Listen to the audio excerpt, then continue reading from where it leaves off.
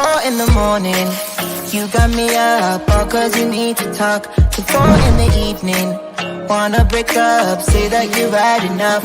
I'm tired of talking, again and again, argue about everything. You are my darling, this kiss and make up, I know you wanna touch. You call me every night, call me every day, I just wanna get you alone now. Trust me when I say, we gon' be okay, we just gotta boom bada boom ba. I don't wanna fight, you know that I'm right, baby let me talk to your body. We gon' be okay, hear me when I say. Was music the therapy for many black people of the past? We're going to explore the dynamics of a very powerful group from the past called COMISSIONED. COMISSIONED and the Whiners was therapy to many people of the past, synonymous to the therapy of the past that many of our ancestors used, which was the power of music. You know and I know that therapy for many in the black community is seen as a stigma and is really a newfound construct for many because many don't understand the importance of mental health wellness, but also the salubrity behind therapy. But when we think about therapy from the contextual framework of protective factors, COMISSIONED and the Whiners were some of the best groups to more or less soothe the souls and minds of many young men and women of the 80s and the 90s. And their music was something that was very tranquil for me as a young man, as it kept me grounded, kept me focused, and kept me sustained. When you think about music like Mahalia Jackson of the past and some of the old gospel hymns of the past, it was that music that kept us on key and on par with what our mission was as it relates to God, community, family, and also civil rights. But now we live in a time when the things that once sustained us no longer sustains us, as many don't see the importance of family, community, and faith. And we live in a time where masculinity appears to be under attack, and many men don't have the songs of virtue and value that can keep them motivated based on the things that they struggle with, from whether it be jobs, discrimination, or even some of the women that they're dealing with. Sit back, relax, and enjoy this show as I bring it to you live from the greatest state in the Union, the Tar Heel State. And I need you guys to remember this, as music as once was in the past, a great element to helping men become better. If it ain't 7, it ain't kosher. If it ain't kosher, it ain't right. Can music be that healing power, and can music therapy be the elixir to help men become better versions of themselves when they're in dark and turbulent times? You decide. Everything.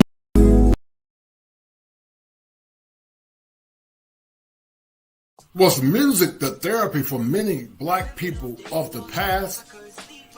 We're going to explore the dynamics of a very powerful group from the past called COMISSIONED. COMISSIONED and the Whiners was therapy to many people of the past, synonymous to the therapy of the past that many of our ancestors used, which was the power of music. You know and I know that therapy for many in the black community is seen as a stigma and is really a newfound construct for many because many don't understand the importance of mental health wellness, but also the salubrity behind therapy.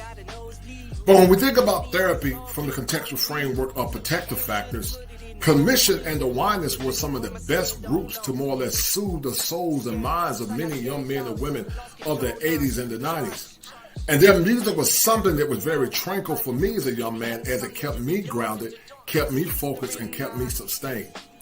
When you think about music like Mahalia Jackson of the past and some of the old gospel hymns of the past, it was that music that kept us on key and on par with what our mission was as it relates to God, community, family, and also civil rights. But now we live in a time when the things that once sustained us no longer sustains us, as many don't see the importance of family, community, and faith. And we live in a time where masculinity appears to be under attack, and many men don't have the songs of virtue and value that can keep them motivated based on the things that they struggle with, from whether it be jobs, discrimination, or even some of the women that they're dealing with. Sit back, relax, and enjoy this show as I bring it to you live from the greatest state in the Union, the Tar Heel State. And I need you guys to remember this, as music as once was in the past, a great element to helping men become better. If it ain't 7, it ain't kosher. If it ain't kosher, it ain't right. Can music be that healing power, and can music therapy be the elixir to help men become better versions of themselves when they're in dark and turbulent times? You decide. Everything you touch is a song. You touch my life one day.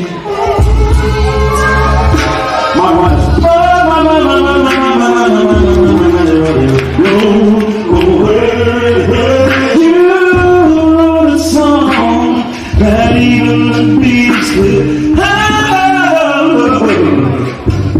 Everything you touch is a song.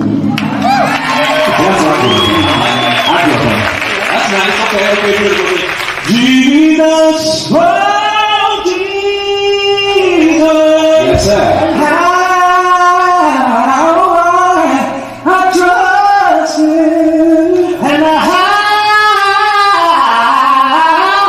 prove Him more and more. Praise Him. I love Him. His grace is more than others, proving more and more.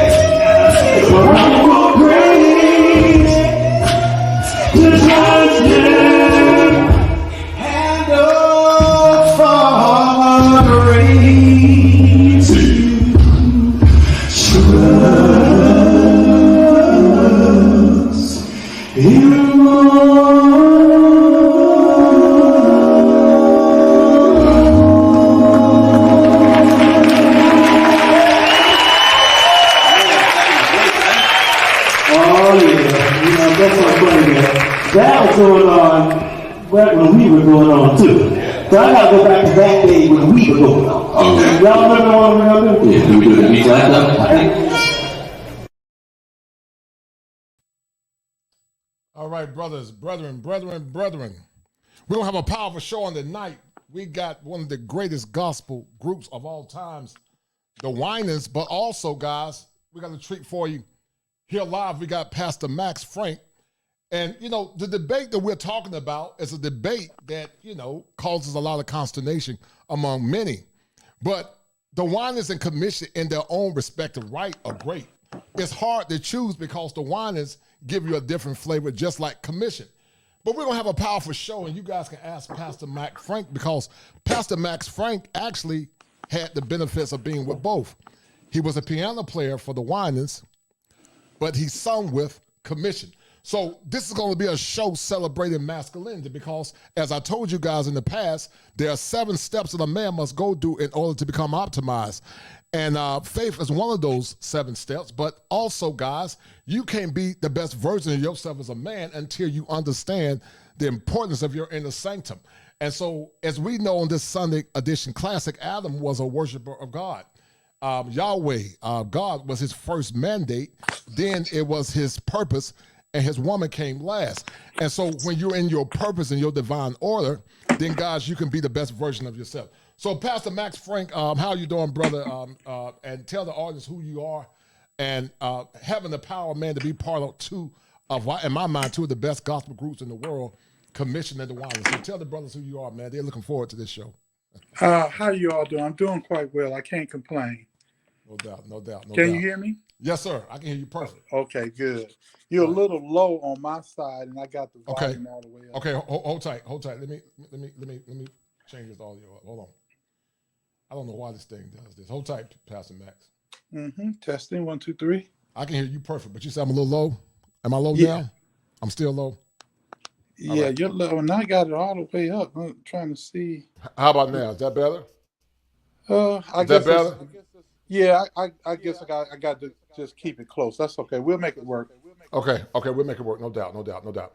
So listen, music therapy was the thing that kept our ancestors sane in very turbulent times. It was music that was that balm in Gilead for many black folks of the past. Therapy is something that's very, arcane or foreign to many black people. But the therapy of the past was music. Let's talk about the transformative power of music for you, brother, and how music transformed you as a man during turbulent times as a teenager, but also helped you as you, decide to make some of the best music of all times with the Whiners and Commission. Well, music was that crutch I needed to get through tough times. I grew up in the church. My father was a pastor, and I wasn't used to having hard times because my father was in the home, my mother was in the home. She was an educator. He was a hard worker.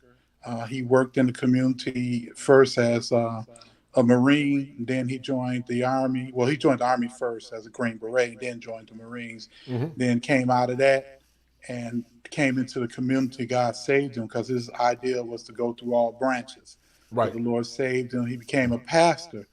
And he loved family because he was the only child. Right. And his father died when he was young from an accident where they wouldn't, back in the 30s, they didn't give black people care at the hospitals. Right. And it was something that he could have survived. And so my father always held on to this theory that he would have a big family since he was alone and will always be there for his children. So my father was always there. I guess my crush through music came because I was dyslexic. And in the 70s, that wasn't really diagnosed. They would say that black children were slow, they were retarded, or lazy. Those are the three categories they put you in. This is before they started giving you medication and all that stuff. Right. And they didn't diagnose me. So my fear of school was real because I couldn't catch on as fast, and they laughed at me. And then when they wasn't laughing at me, the teacher didn't want to spend time, trying to help me out. So I was very isolated. And then they put me in a room by myself in an abandoned room. Wow. And I was just in there while I could hear kids next door, but it was very dark. And it was just a bad situation. My mother had no idea this was going on. Wow. And there was a piano in the room. So I spent all my time, all day. I would go in there, get in school at 8 o'clock, play the piano all day. And that's all I did. I sat there, ate lunch in the room and everything. It's like they totally isolated. Until one day the Lord sent this lady. I know she was God sent. And she was a white lady, and she tested me. And they was trying to figure out what was wrong with me, blah, blah, blah, all that stuff. And the lady heard me playing the piano. Now, I was probably in second grade by then. And she was like, oh, my God, this is amazing. You can play this piano. And y'all was playing top 10 songs back then. She's like, I'm going to test you. And she finally gave me the test that I needed. And it was to show that I was dyslexic. She's like, there's nothing wrong with this boy. This boy is just, he learns differently. Right. He's really a genius because he can play. Everything is on the right side of his brain. And he's just dyslexic. And so that was my escape. Music was my escape because that comforted me when I was alone in that room. Because remember, you got a 7-year-old in a room by themselves. Is scary. They didn't have all the lights on, Right. covers all over the desk. It was a very isolating experience. So ever since then, my ideal of education was warped because of that experience I went through. But music really helped me get through it. Right. And that's something that helped a lot of black folks get through in turbulent times in the past. Our people came through Jim Crow racism. We went through some of the ravages of slavery. Exactly. And music was that balm in Gilead, Pastor Max Frank, that solidified a lot of us. The thing that solidified me as a youth was Commission and the Whiners. And once again, you played for the Whiners as the organ player, but also you sung for Commission. And we're going to get deep into it because there's a lot of guys that are listening that love Commission. And Pastor Max, if you don't mind, if you can share this show on your page, or I'll share it on your page at some point. But there are a lot of people that love the Whiners, man. You know, they love the Whiners and they love Commission because it meant the world to them. Right. But when you think about black men and the impact of a lot of times we've been marginalized, sadly, you were saved by a white woman growing up. Did you feel like a lot of your black teachers, you know, took you in? You feel like they tried to understand you? Or did you feel like none of your black teachers marginalized you? Well, that was the problem. I was in a school system where we didn't have many black teachers. Right. Our first black teacher had to sue the school city they just honored her. Matter of fact, they named my school that I was at after her because she was my kindergarten. So that was my only black teacher that I had because they didn't, they just didn't hire black teachers. I didn't have people that looked like me. Right. And me being a former teacher, having somebody that look like you is very important. It means a lot. Right. Yes, sir. That's something that a lot of boys deal with now, Pastor Max. They don't have people that look like them. And so we're beginning to see an erosion in the black community. As a licensed therapist, my background is very diverse. I got my first degree in law enforcement. I got an associate's in criminal justice. I got my bachelor's in social work. I taught school. I was a special ed teacher. I worked with kids that was special needs, and I got my master's from UNC Chapel Hill. So my background is very diverse, but I grew up in church just like you, and grew up like Church of God in Christ, a Pentecostal holiness. It was more non-denominational, but it had some of those entrappings. It was music that sustained me as a youth. But the communities are broken now, Pastor Max. Let's talk about the community. Let's talk about the importance of family and community and how music more or less sustained the kids of our generation compared to kids now. Yeah, that music was so important to us. I was blessed, even though my parents were not musicians, they loved music. Right. I came from a family. My father, before he gave his life to Christ, was an avid jazz fan. Collector. So he had collections of jazz. And, growing up Kojic, Pentecostal, we wasn't allowed to. He hid that from us. Right. So when I found his jazz collection, I snuck it and I would take it to the church and learn all that music. But that gave me my appreciation for music. And growing up, we had the Clark sisters. We had, like you said, the Whiners. We had Maddie Moss Clark. And in Kojic, we had some of the best choirs and some of the best musicians. Right. So when we did our conventions, we looked forward. It wasn't about doing this and being with this girl or being out. It was about the whole music thing. We dreamt and lived for. Couldn't wait till the ministers and workers meeting or the convocation because we knew we was going to hear some of the best musicians and we wanted to get on that stage. That was my goal. Right. And it's funny, my first time on that stage, I was 9 years old and all the musicians got up and little Richard gave his testimony how God saved him and turned his life around. And he started singing, "There is no secret what God can do." There was nobody on the organ. So I jumped on the organ. And Maddie Moss was like, "Oh my God, this little boy can play." At first I thought she was going to go off because, Maddie had a reputation. But she put her arm around me and she said, "Young man, you can really play. I am so amazed." And that just, man, when I say I felt like I was 6'9", bench pressing 500 pounds, it just made me feel good because all my hard work and practicing and stuff had paid off.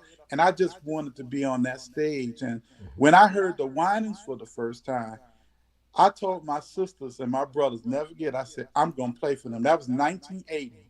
I was 14 years old. And they laughed at me. By 1984, I was on the stage with them. Wow. We're gonna get into that because you guys are in for a treat. I had Pastor Carl Reed from Commission, but Pastor Max Frank played with both of them.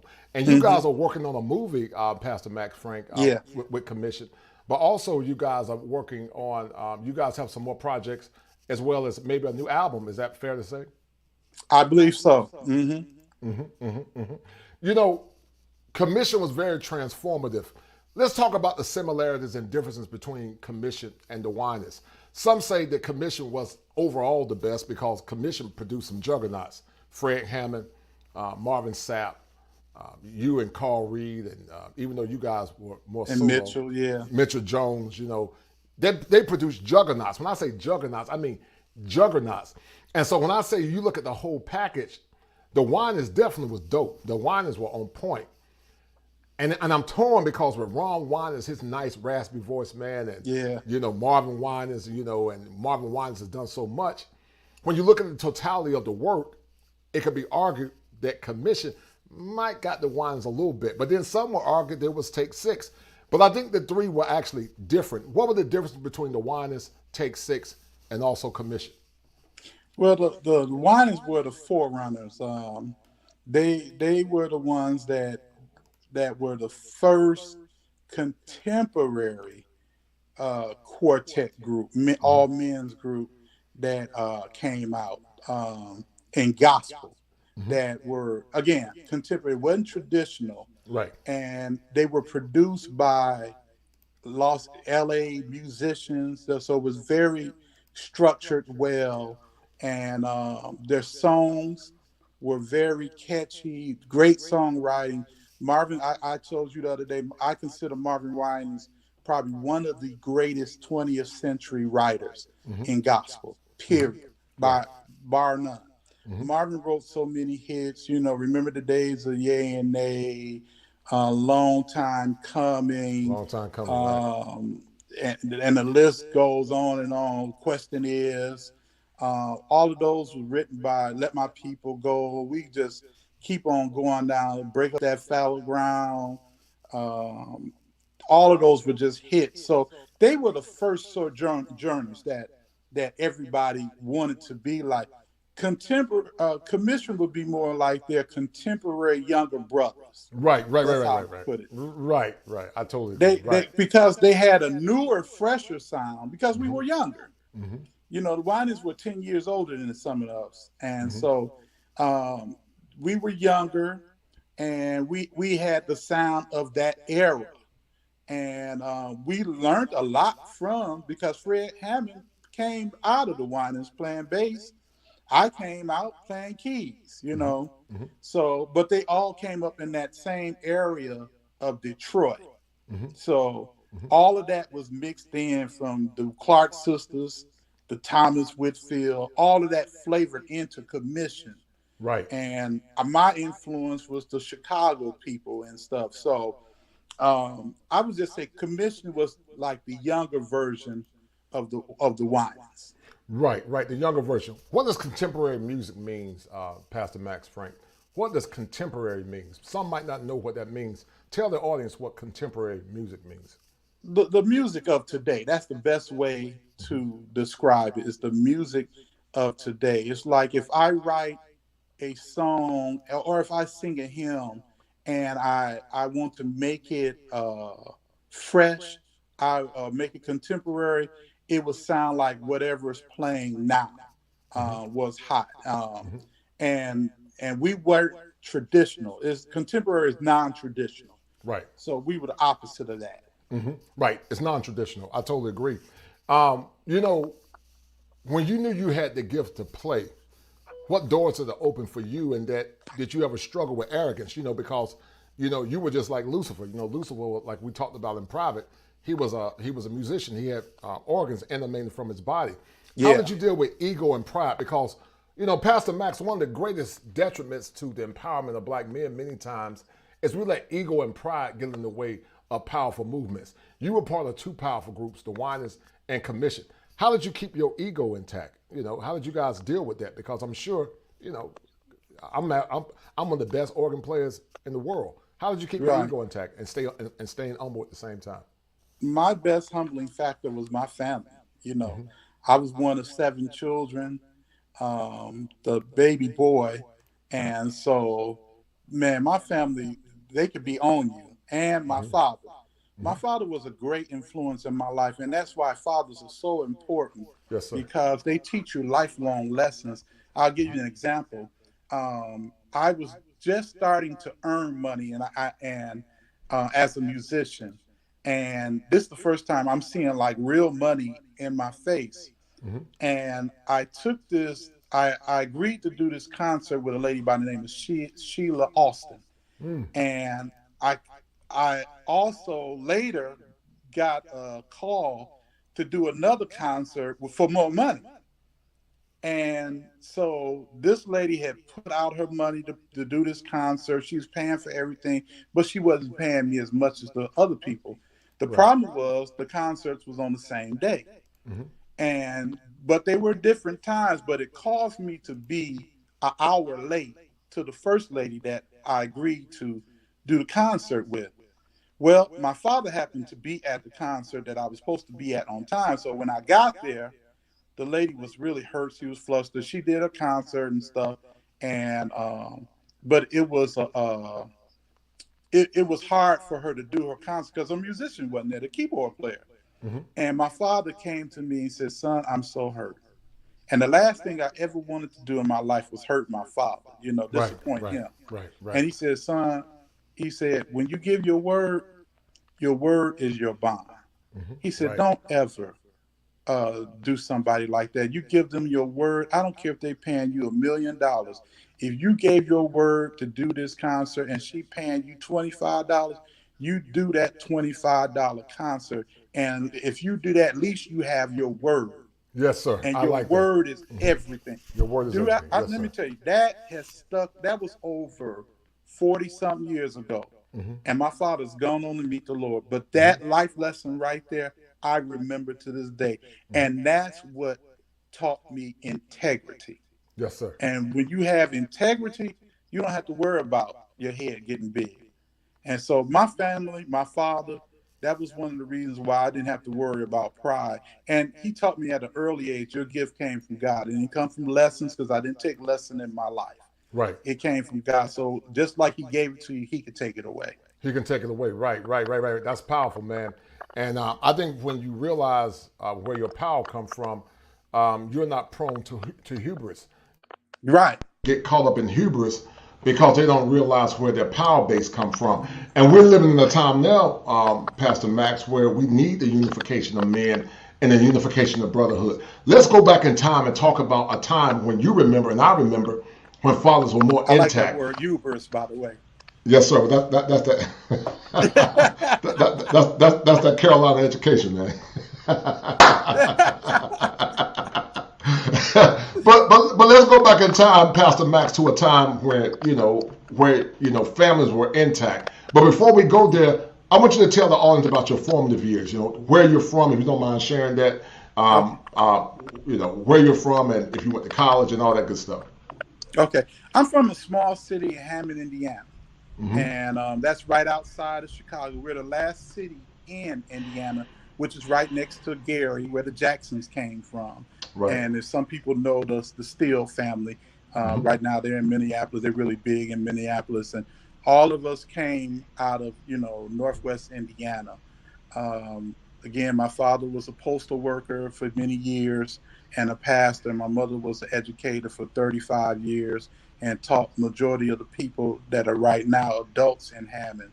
I was close to Chicago, so I got a taste of, going to the big city and competing and playing with some of the best musicians. And I got a chance to see some of the best. So when I got out, it wasn't a shock. It wasn't a surprise. I came up with Percy Beatty and Kevin Bond. Those are all my contemporaries. They were older than me, but, Kevin Bond played for my aunt's family, the Fluker Special. And so I got to see him, Darius Brooks, all of these people. Luke Austin played organ, and Ernest Allen, and the list goes on and on, So I'm from the Chicago area. I went to Purdue for a short stint, but when I got my first check with the Whiners, that changed everything. And I was like, I think I'm going to do this. You would probably say, question is. Right.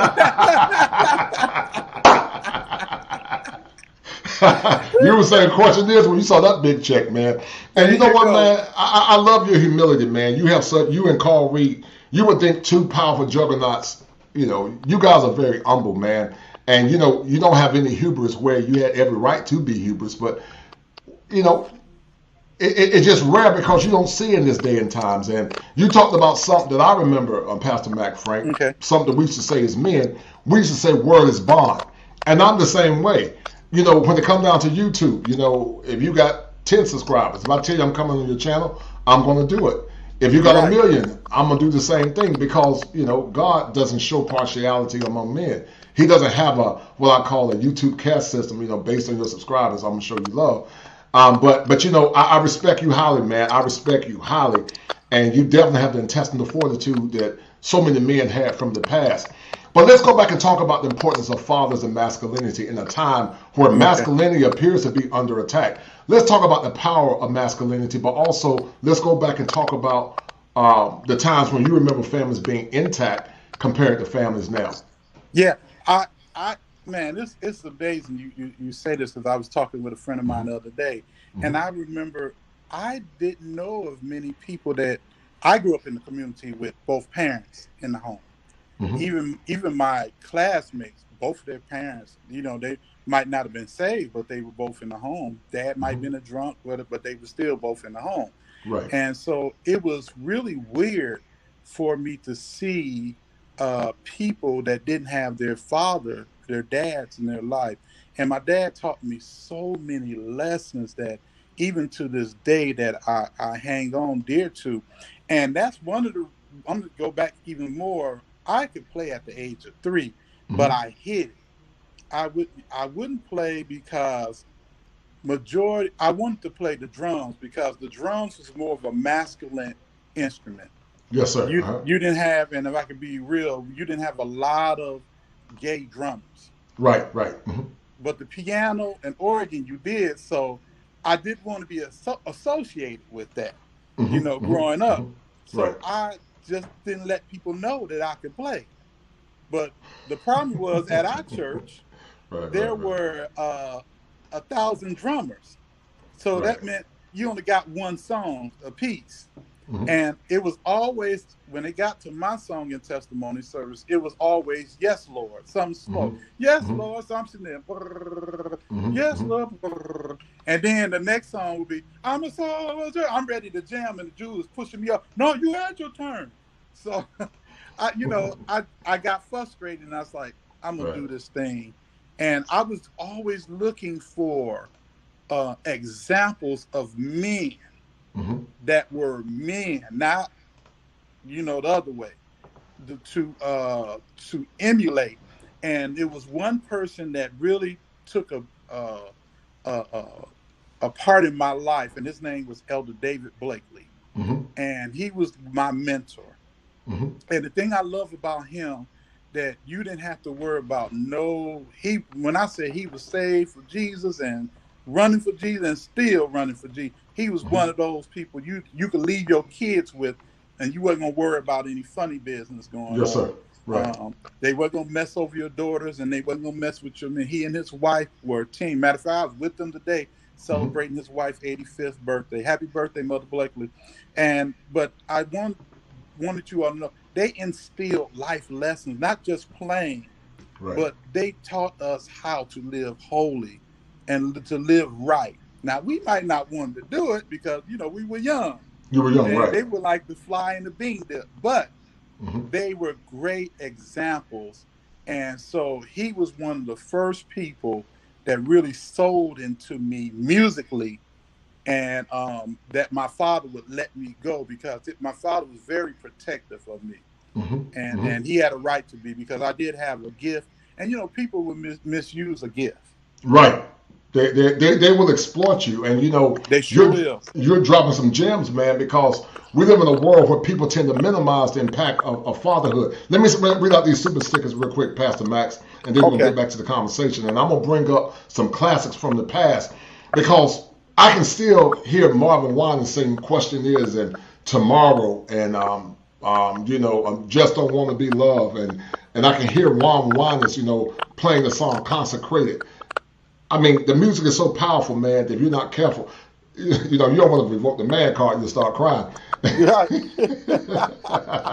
don't want to be live revoking the man card. But you guys have some very anointed music, and that's why I said, Pastor Max, you know, I get it. A lot of men have an aversion towards church, and I understand it because churches are not as profound as when you and I were growing up. I grew up in the Right. same denomination like you did. I don't live the gospel like I used to, lest I be a hypocrite. I was raised in Right. it, but I don't live it like I used to. But I do know the way. If I die lost, I'll know why.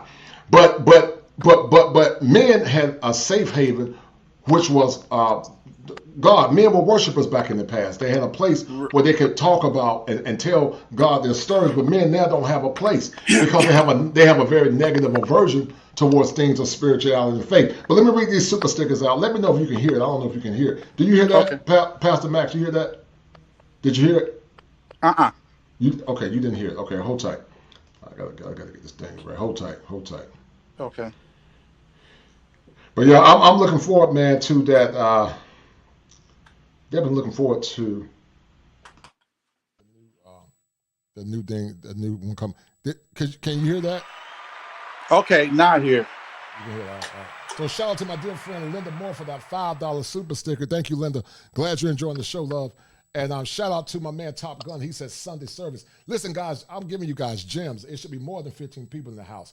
We got one of the greatest gospel singers of all times in the house, Pastor Max Frank from Commission, but also the Whiners. Get this stream up, guys. 15 people is not acceptable. We should have at least anywhere from 50 to 100 people or more.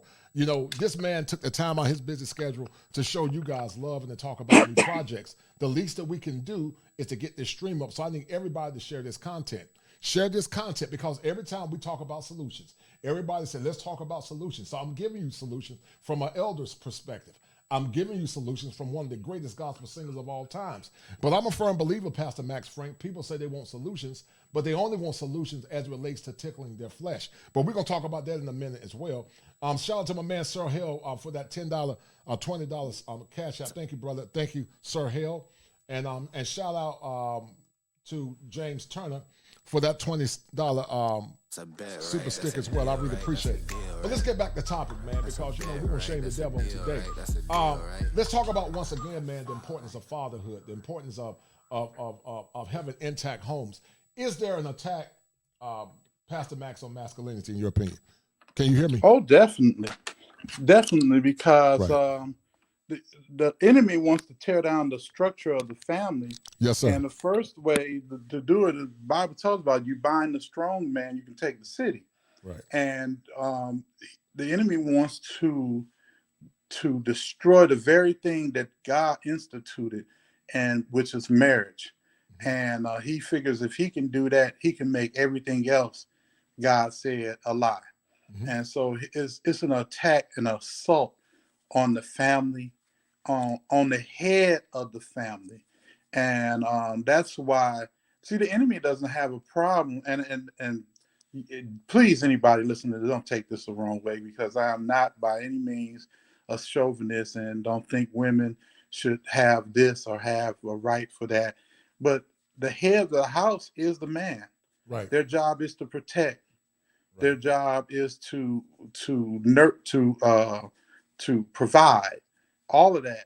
And what has happened is the script has been flipped, and we have women now that are not in their place, and there are men that are not in their place too.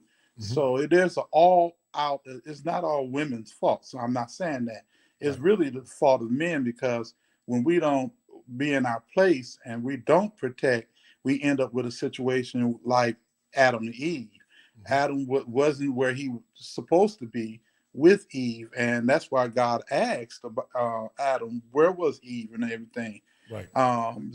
And so our position is to lead and get back in our position of leadership, and that's under God, submission to God, and that's where we can hear and submit to each other, as far as wives and husband and wife. So it's an all-out attack on manhood, because if you also attack your manhood, you can kill the ability to multiply.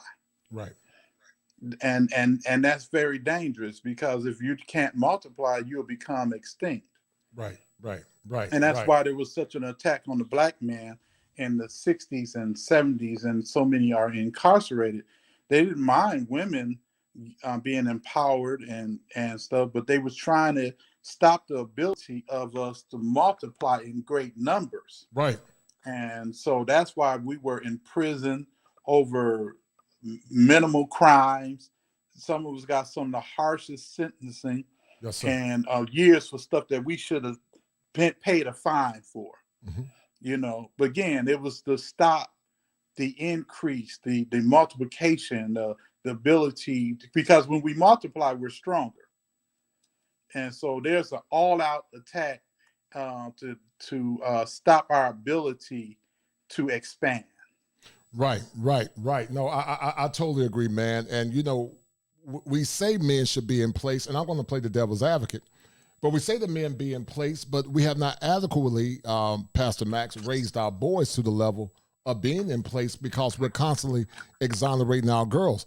I believe we got to raise the boys to the same level that we're raising our girls. We got to love our boys. We got to instill hope in them. We got to do like the white teacher did to you. She took you on her wing and she spoke life into you. We're not speaking life into these boys. We're not speaking life into these men. Our men are too busy trying to fight for power and joust for power in the relationship instead of getting cooperation and submission in the relationship. And because of that, Pastor Max, a lot of men are turning to alternative forms of religion. They're going to the Nation of Islam, the FOI, the Fruit of Islam. They're going to the Black Hebrew Israelites. They're going to different auxiliaries to get their needs met because Dr. William Glasser was a psychoanalytic therapist. And he talked about needs drive behaviors. But men are not getting their needs met anymore. And anytime black men speak out, Pastor Max, it's always met with ill repute. They say, well, your mom is black. You hate black women, but we don't hate black women. Most brothers don't like the behaviors of some of our women, but they don't hate black women. I'm married to a black woman. Been married for 26 years to one. But we just don't like some of the behaviors. And so, anytime we say anything, it's always met with animus. We can't be our authentic selves. We talk about some of the clinical world, Pastor Max, called the authentic self. We can't be our authentic selves because we're scared. Well, I'm scared because she might say something, and we go run and drag our knuckles like cowards because we're not walking in our dominion as men. And that should never be. Men should be unapologetically masculine. We should love our women with kindness, but we should set boundaries and limitations as it relates to what we expect in relationships. We weren't created to serve the woman. The woman was created for man based on the scripture. If you believe that. The gospel says it clearly, she was created for you. But it doesn't mean that she's less than. She was made for you to help serve your vision out in the earth. But many men are frustrated. I'm sure you've heard of men, as you counsel men in private, about having women in their families or in their lives that fight them for their power. And I'm sure, how do you counsel the brothers, man, when they're in relationships where there are some that are fighting them for the very power that God gave them? What do you tell the brothers about standing firm in their masculinity as men? It's a book that I always take them to, and it's a manual for life. And before we even began any kind of counseling, I make sure that we agree by everything by this book. Right. And this book is called the Bible. And because you can't argue with the Bible, and I try to do everything as far as pointing them towards the Word of God.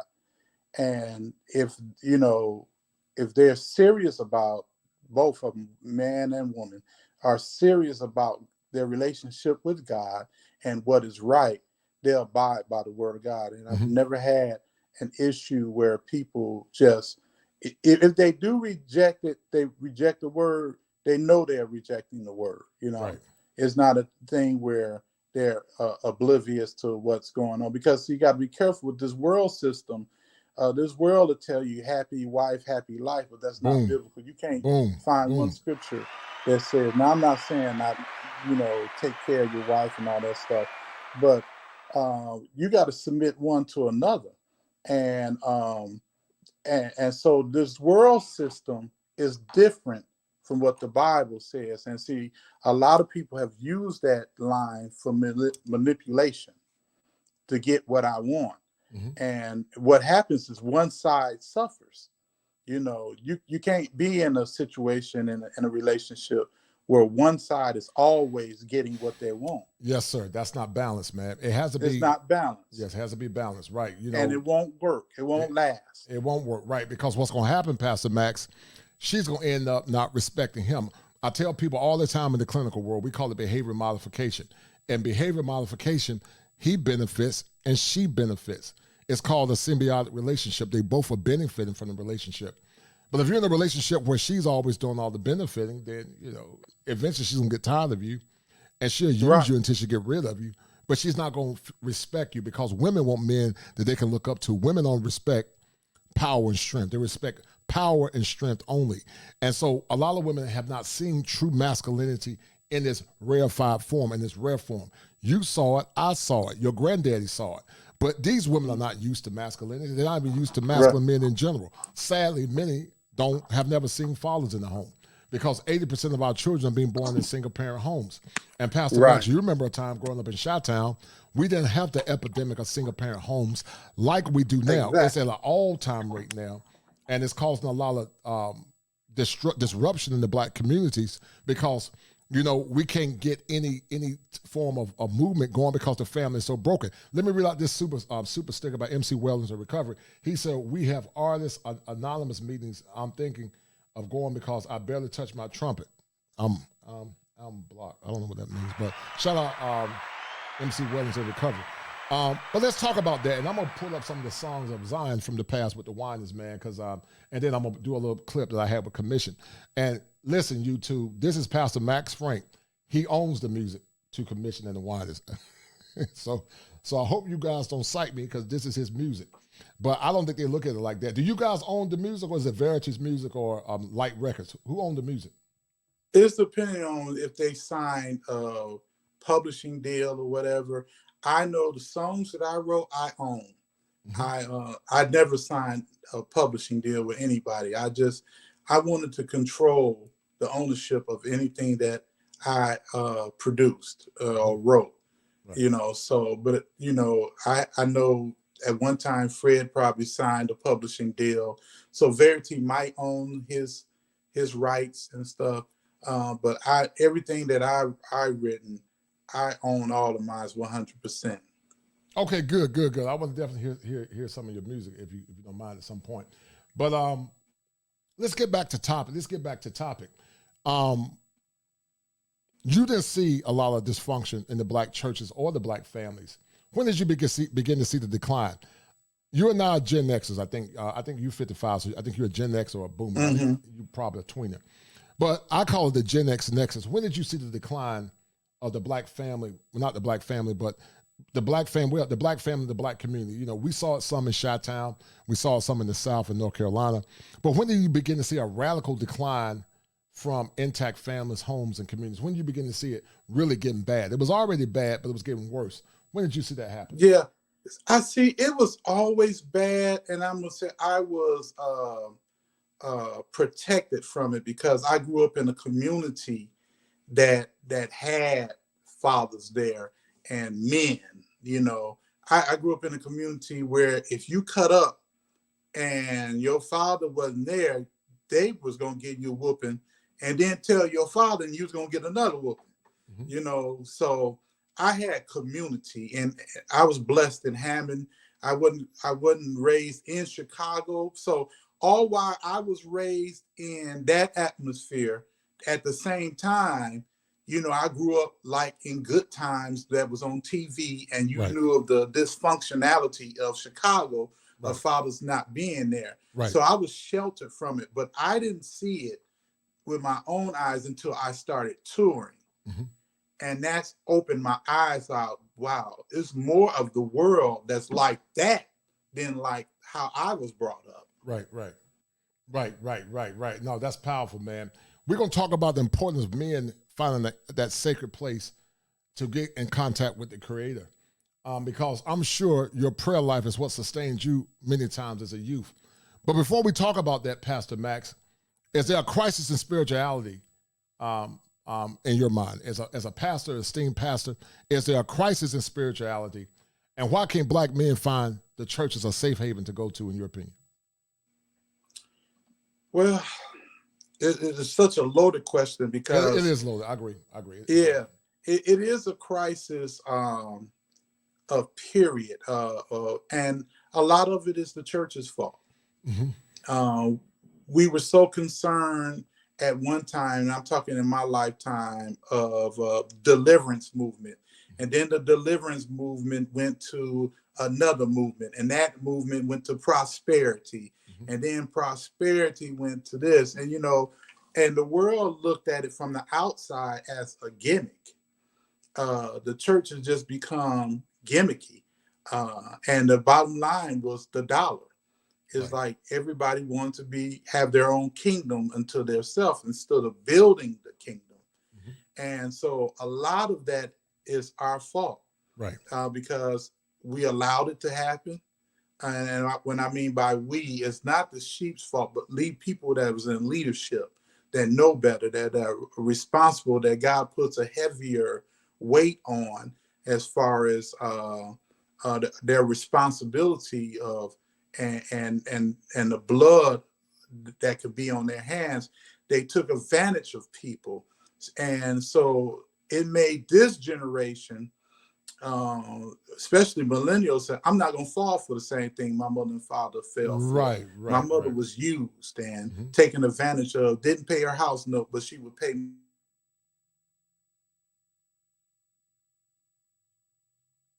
You lagging, Max. They don't want to be a part of this. So they kind of step back from the traditional church. Mm-hmm. So now what the church has to do is rebuild the trust.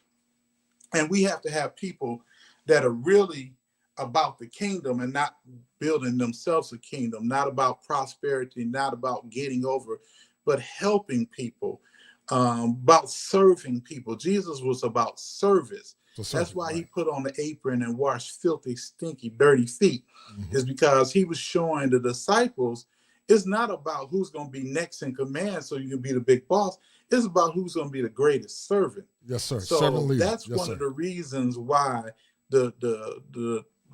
this generation is in trouble as far as the church. The church has to rebuild that relationship. And then they have to have something to offer men, because what happens is, if you don't offer men something, they're going to look for someplace else. Yes, sir. Right. Same thing. That's why children and young men are picked up in gangs and attracted to gangs, because they're getting what they wasn't getting at home. Same thing is happening in prison. The Nation of Islam is able to grab our men because we're not giving them what they need. And we have to get back to the point of servitude, about preaching the gospel, not prosperity. But God says, I be lifted, I'll draw all men. So if we just do that, and we'll gain men back, we'll gain the numbers and stuff. But we have to get back to that. And it has to be leadership that's serious about it, and not about exploitation or what can I get from these people so I can live the most lavish lifestyle. Now you got to be to the point that you're ready to give it all, and no matter what it takes. And if you come out with something, good. If you don't, good, because you know that your work and your labor was not in vain. Right. Brother James Turner asked a question. What's your definition? Can you hear me? Can you hear me, Max? I can see you. Can you hear me, brother?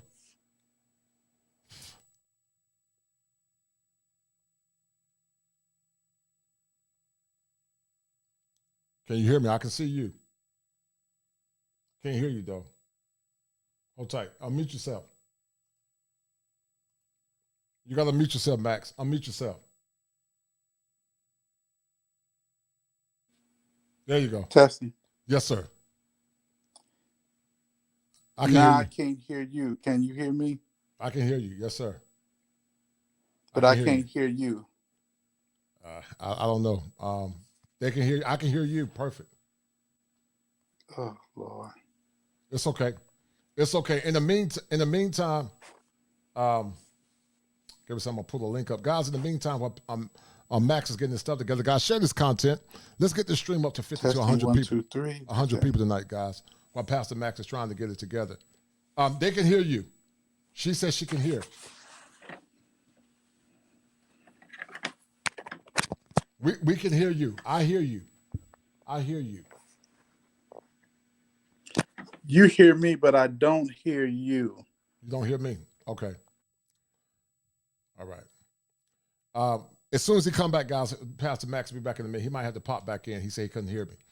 But what are you guys getting from the show? What are you guys getting from the show? And there we go. Can you hear me now? Yes, sir. Yeah, you're fine, brother. But James Turner asked the question, what is your definition of the kingdom?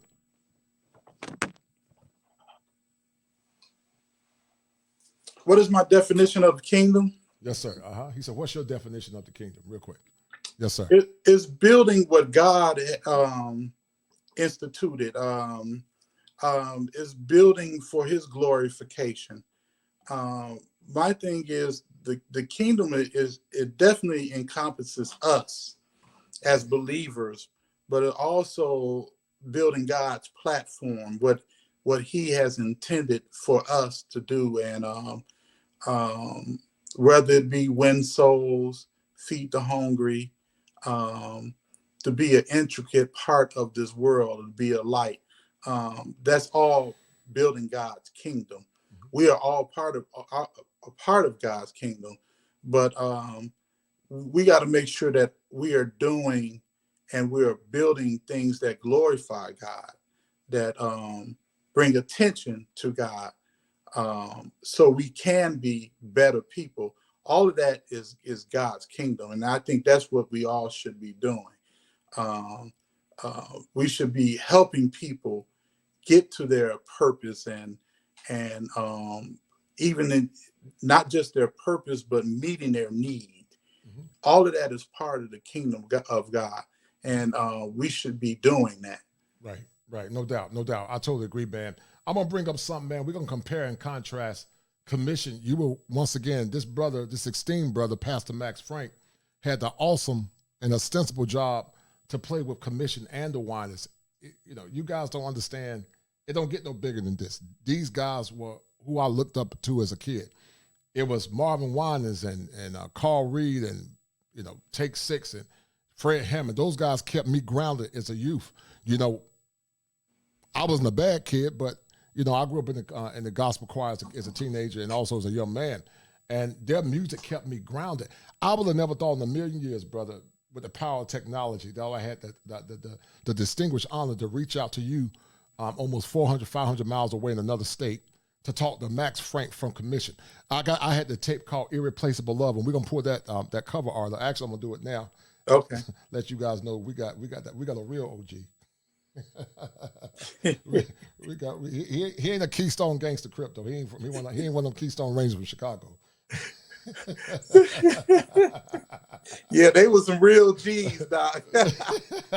Yeah, I didn't fool with them. He didn't fool with them. He's the real deal. They man. was real. But I'm gonna show the guys, man.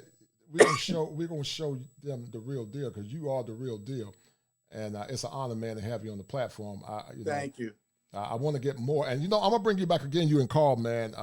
We're gonna get a bigger audience, man, because it don't get no better than this. So as you guys are watching, that's Max over to the far right. That's Max. That's Max again right here, and that's Max again right over here. If you guys see Max, let me know. But that's Max.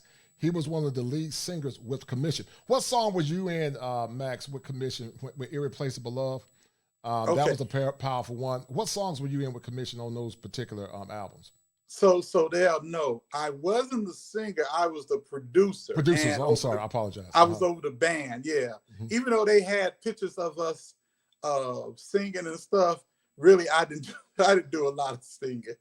Okay. But I did a lot of the writing and the production and stuff. So on that album, I wrote "Do You Still Love Me," "Until My Change Come," mm-hmm. "Crucified with Christ." Mm-hmm. Of course, I did the "Yes, Lord" and the ending meditation. Mm-hmm. Trying to see what else on that album did I write. because I know I did 4. I said, "Do you still love me? Crucified with Christ, until my change come." And there's one more on there I did. I just not. Oh, Breaking Away. Breaking Away, yeah, that was my jam, man, back in the 90s, man. I was getting my 2-year degree in law enforcement. And I'll be flying up down the road. I have my whip clean. I'll be blasting. They said, that ain't no gospel music. I said, yes, it is. I said, thus said the Lord. It is gospel music, but it was contemporary gospel. But I would be playing that. I remember the song you guys made called One Step After the Other. I don't know if you was on that album. That was before me, but I do know it. Right. I think Michael Brooks, I don't know if Michael Brooks was Yeah, on I think that Mike Brooks wrote that. But the guy named Desmond somebody was on that one, right? He had a flat top. I can't think of his name. But he was one of the original members of Commission, but he's no longer. Wasn't an original member named Desmond. I'm gonna give you the original members of Give me Commission. the original members. Go ahead, brother. Mm-hmm. It was Fred Hammond, Carl Reed, Mitchell Jones, Michael Brooks, Keith Staten. Keith Staten, right. And Michael Williams, the drummer. Michael Williams, the drummer, right. Michael Williams. Okay, and Mitchell was the one that had the Gumby hairstyle. Right, but there was another one, man. I can't think of his name. His name was Desmond. He was only there temporarily, because you had Mondale Montreal. They were on the last song with Commission. Montreal was on there, Irreplaceable with me. Okay, right. But Time and Seasons, they were on that. He was on. Was he not on that record too? He was on Time and Seasons too, I believe. Right, he was on Time and Seasons. Right. So I'm gonna pull up something, Max. This was powerful, man. And then we're gonna actually let's go with the Whiners first, man. We're gonna go with the Whiners, man. We've been showing Commission love all the time, man. We're gonna go with the Whiners, man. Hold tight, because the Whiners definitely was a forerunner. They were a powerful group, man, back in the past, man. The Whiners, and do many young people know about the Whiners, man? A Commission. I don't think this generation know about the Whiners. It's funny. It seems like they would, but man, it's been so long. But I believe they do, because Marvin Winans is still in the spotlight, and those songs are timeless, and they still played on the radio. So yeah, right. I totally agree. So let's look at this one from the Winans, man. This one was dope. This was a lit song, very powerful song. Hold tight. If I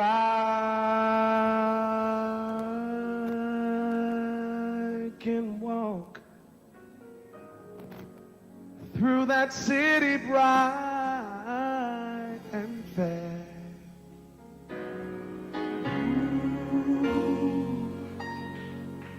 there probably be 1,000 things I want to tell the Lord. That day.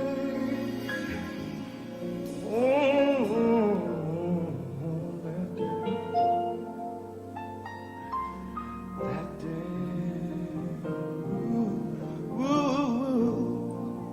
I'll just begin to cry. You wipe the tears from my eyes. I'll say thanks. You'll ask why. This will be my reply. Millions didn't make it, but I was one of the ones who did.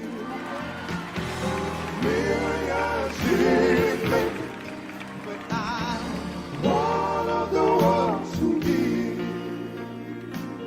Oh, yeah. There will probably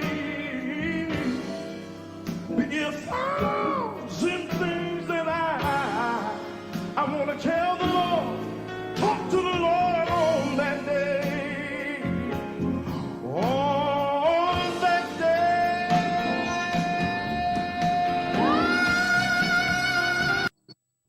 With the Samsung Galaxy Z Flip 3 5G and Galaxy Watch 4, Google helps you seamlessly navigate your world and stay connected so you don't miss a step. Right, step right, left to left. Get it, let it go.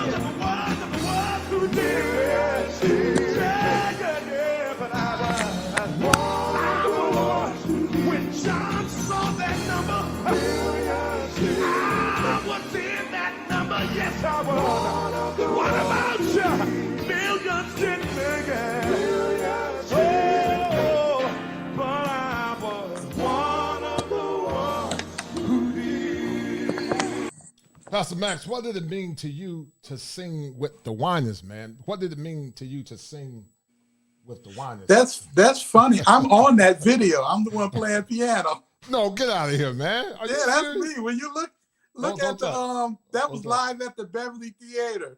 Okay. I was like Hold 19 years old. Hold on. Let me see if I can find it. When you see the piano player, especially towards the end of that song, that's me and Steve Shore. I'm playing the keys, piano. Okay, hold tight. On the right side, right?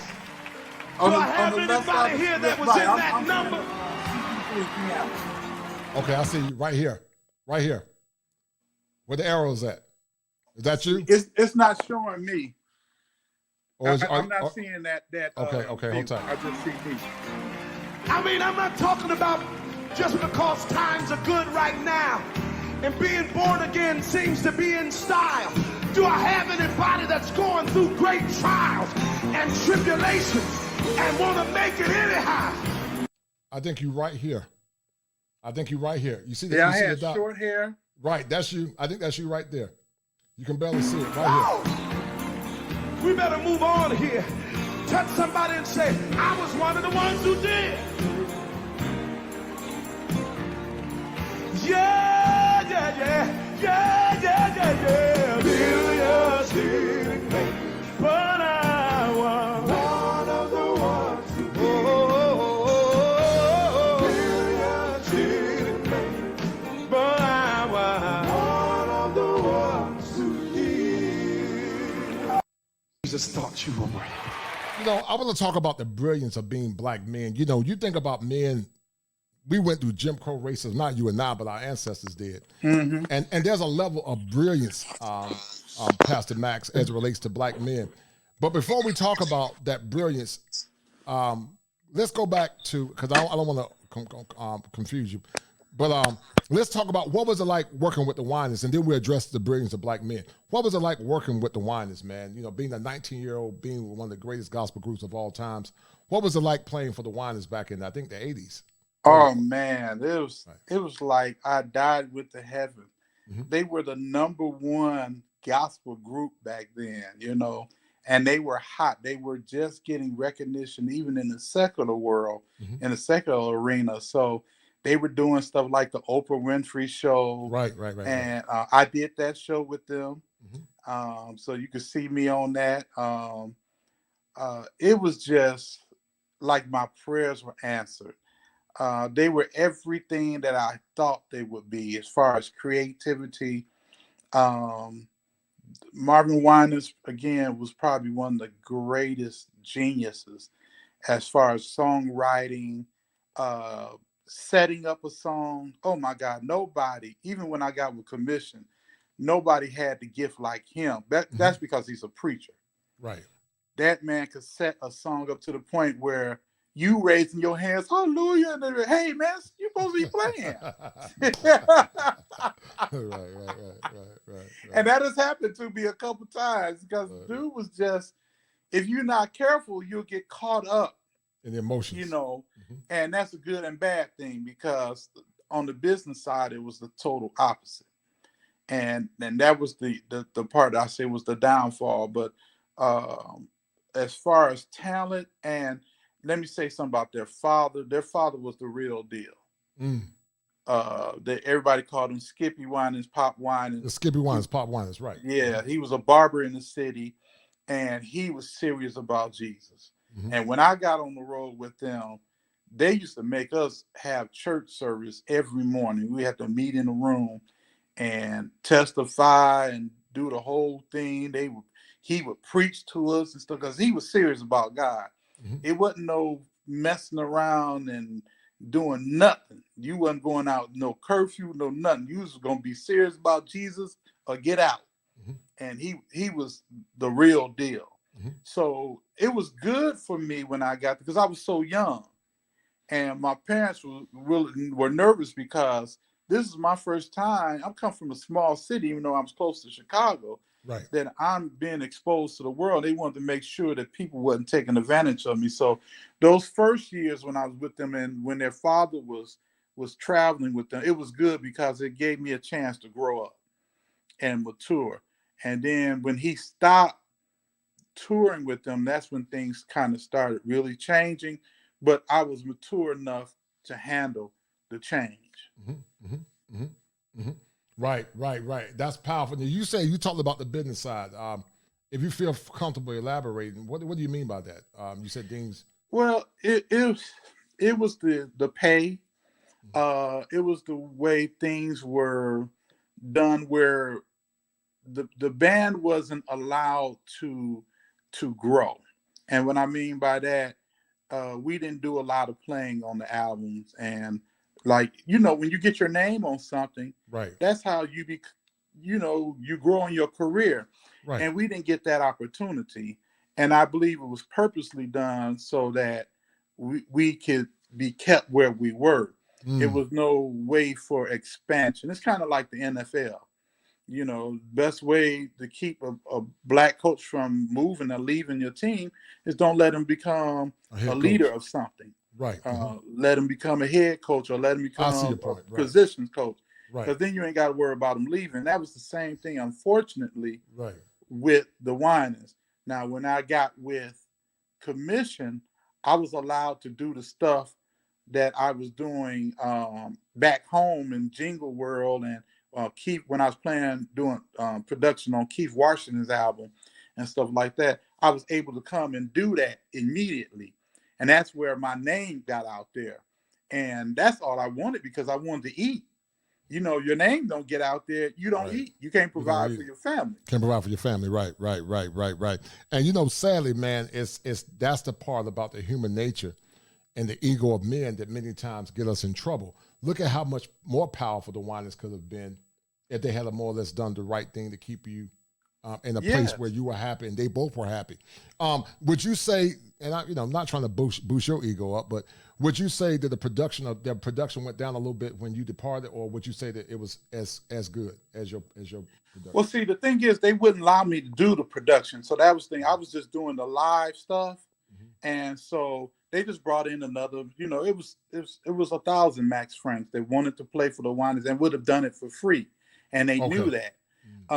But their production went down before me, because when they left Light and stopped letting Bill Maxwell and them produce them, I believe that's when their quality went down. There's people that might debate, but real producers and musicians know those first 3 albums, Question Is, Long Time Coming, and Tomorrow, were the best produced albums. Right. Even though when they came out with Let My People Go, you listen to the quality of that album, you listen to the Decisions album, and the quality, it does not match up with the quality of those first 3 albums. They might have good songs, but the quality wasn't there. Yeah, I agree with that. The Decisions album was okay. It was not bad. It wasn't a bad album, but I agree with you. It's like certain albums, like killer albums, when they had Teddy Riley, Payday coming after a while, where it's time to make a change. That record went on secular billboards, man. Because folks didn't know if that was the gospel or secular music, because the beats and the chords were so similar to secular music. But that was like one of the best songs of the 90s. I remember like it was yesterday, man. But there was another song they made called Every Day the Same, I'm Going to the City of the Plane, called Heaven. What'd you think about that song? Was that one of your favorite? Which one? Every day the same, I'm going. Remember that song? Every Day the Same. I don't remember. You don't remember that? Yeah, that was one of the top songs they made back in the day too. It was one of my favorites. But they really haven't made any music since BB left. Did BB ever sing with the group, or BB never was part of the Whiners? BB and Cece had their own thing. Now, from what I was told, BB did sing with them in the beginning a little bit, but I don't know to what extent, because it was always the 4 brothers. They started out as the testimonial singers, and then once they got with Light and Andre Crouch, they were introduced as the Winans. And BB and Cece always had their separate thing, and And then their other brother, Daniel, he had his own thing going too. Right. I'm gonna finish listening to some of these groups, man, the songs, man, and I want you to tell me what you think about them, and then we're gonna talk about your time with Commission as well. How much time do you got, Pastor Max? I'm sure some of the guys want to ask you questions. I got time. Okay, perfect. I don't want to hold you too long. Hold tight.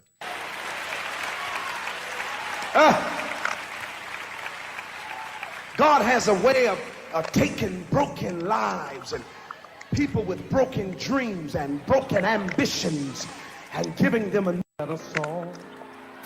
Should be shared among friends. Then when friends are gone, the melody and meaning still lingers. Oh, is you telling a good time? It's telling of the bad.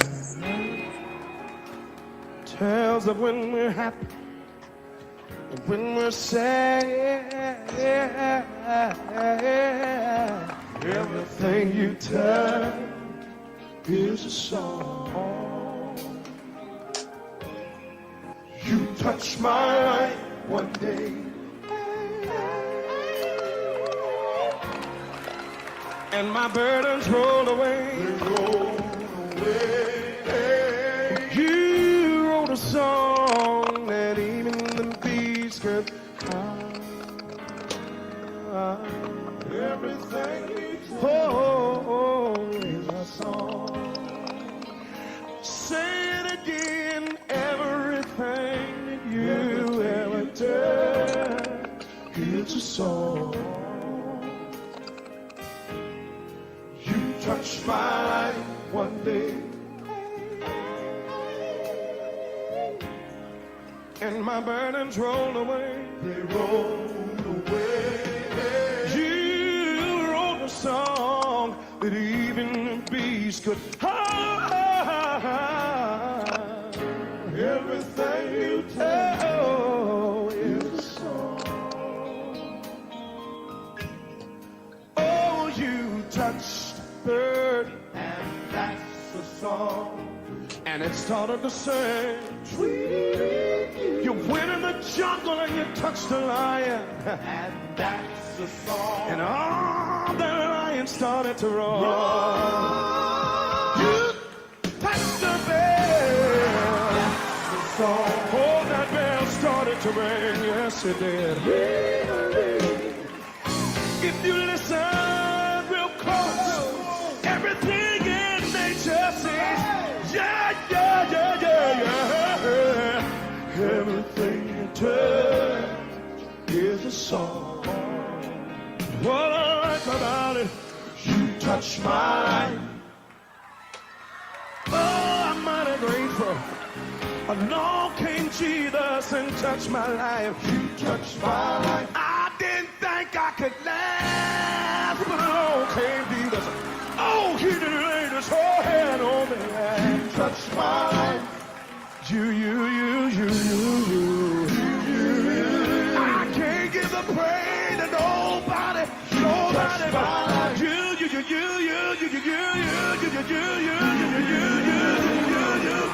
Yeah, you touch my life. Touch my life. Yeah, if God has touched you, wave your hand and say, you touch my life.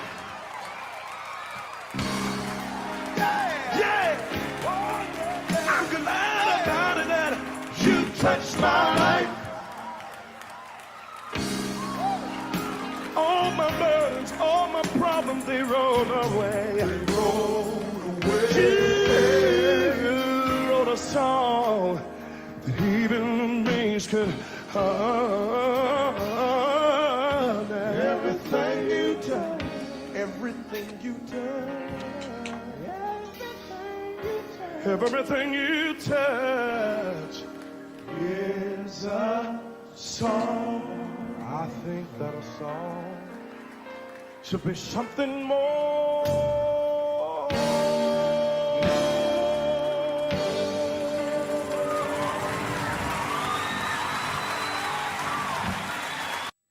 Pastor Max, what role did the Whiners play in your life, man? What role did the Whiners play in your life? And maybe you answered the question earlier, but what role did the Whiners play in your life, man?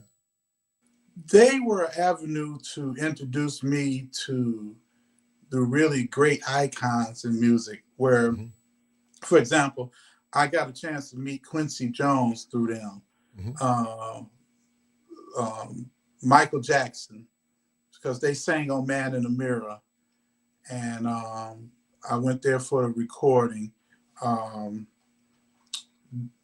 Their part was to expose me to the professional side of the industry. I grew up seeing a lot of the other side as far as wood shedding side, but they were the actual vehicles that catapulted me and enabled me to meet everybody. I met the Hawkins through them. I've seen the Hawkins before in concert. Matter of fact, I shared the stage with them before, but actually go rub shoulders with them. The same, where we ate in the same rooms and stuff like that. I became friends with band members and stuff like Joel Smith and them. So they were the avenue to introduce me to that type of greatness, to where they were on the precipice of doing a TV show and everything. I met Kim Fields through them, Chip Fields, her mother. So their avenue, they were great in that aspect. And then their father was such an influence on me because he reminded me of my father. My father was a no nonsense guy, and Pop Whiners didn't believe in a lot of joking. You didn't joke around and stuff like that around him. But he was a great encourager and he was a hustler. If it wasn't for their dad, it wouldn't have been no Whiners, because he was not like Joe Jackson, but he was the hustler that was. When I first met Pop Whiners, it wasn't through the Whiners. He came to our convocation in Indiana selling their records, because this is before CDs, and cassettes out the back of his trunk. And so I guess he found out it was our convocation in Northwest Indiana, and he drove up in his Cadillac and was selling. That's why people got copies of testimonial singers, because he was selling that stuff out the trunk of his car. So that's what they meant to me. It was a great foundation. I'll put it like that, because they were men. They were men. Right. Yeah. So I learned a lot from them, especially, watching BB work. BB was so creative and so talented, and Marvin was so talented. Oh my goodness. It was just, I watched them write songs, and so that side, the creative side, I really got a chance to see. Yeah, man, that's powerful, man. And we're going to talk more about the Whiners in a minute. I want to bring up this last, hold tight, Pastor Max. And thank you again, brother. You've been awesome, man. So kind and gracious with your time. I really appreciate it. Guys, get the likes up, share the content. You got Max Frank, one of the piano players for the Whiners, but also he did some production work with Commission. It don't get no better than this, guys. And, we got to do better with these streams. I know some people don't care about religion and folks get triggered, but we always talk about rebuilding the black community, Pastor Max, and let's get the community strong. But you can't get the community strong without kosher spirituality. That's unadulterated spirituality that's pure and real and genuine. And I will argue that was what kept us strong as a black community in the past. It was an abiding love and faith and God, but we don't have it anymore. And like I say, anytime you say anything about God or faith, it's almost like holding up a cross to folks that get it. I don't understand it, man. But it is what it is. But I'm gonna play this. I dedicated this to the Whiners, man. Not the Whiners Commission. I created this montage for Carl and them, and it was real good, man. And so I'm gonna open this one up as well. I want you to listen to it. Tell me what you think about it. And then we're gonna ask the question: what role did Commission play in the elevation of your life? So hold tight. And guys, get these likes up, share this content. Was Commission the best contemporary gospel group of all times?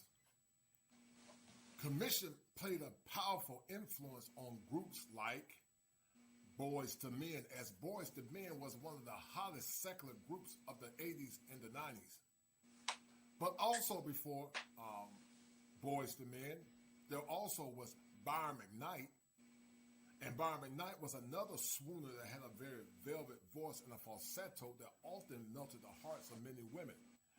And followed by Byron McKnight, there was a guy by the name of Tank that had similar styles and lyrics, but was commissioned the greatest gospel or greatest contemporary gospel group of all times, led by the talented Carl Reed and also Mitchell Jones, followed by Keith Staten and two juggernauts, Fred Hammond and Marvin Sapp.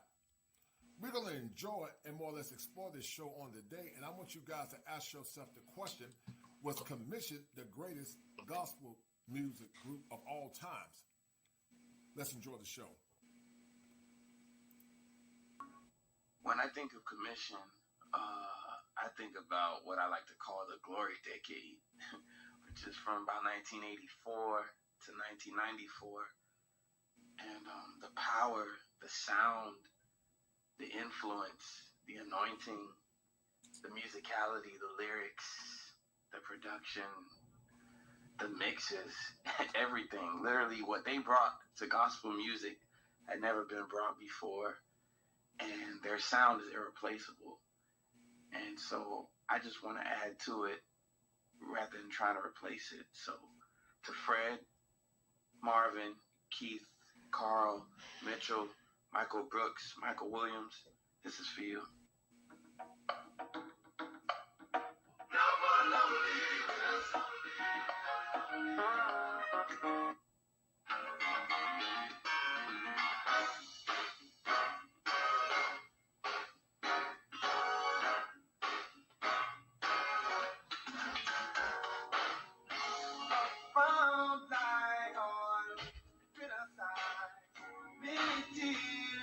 From my eyes.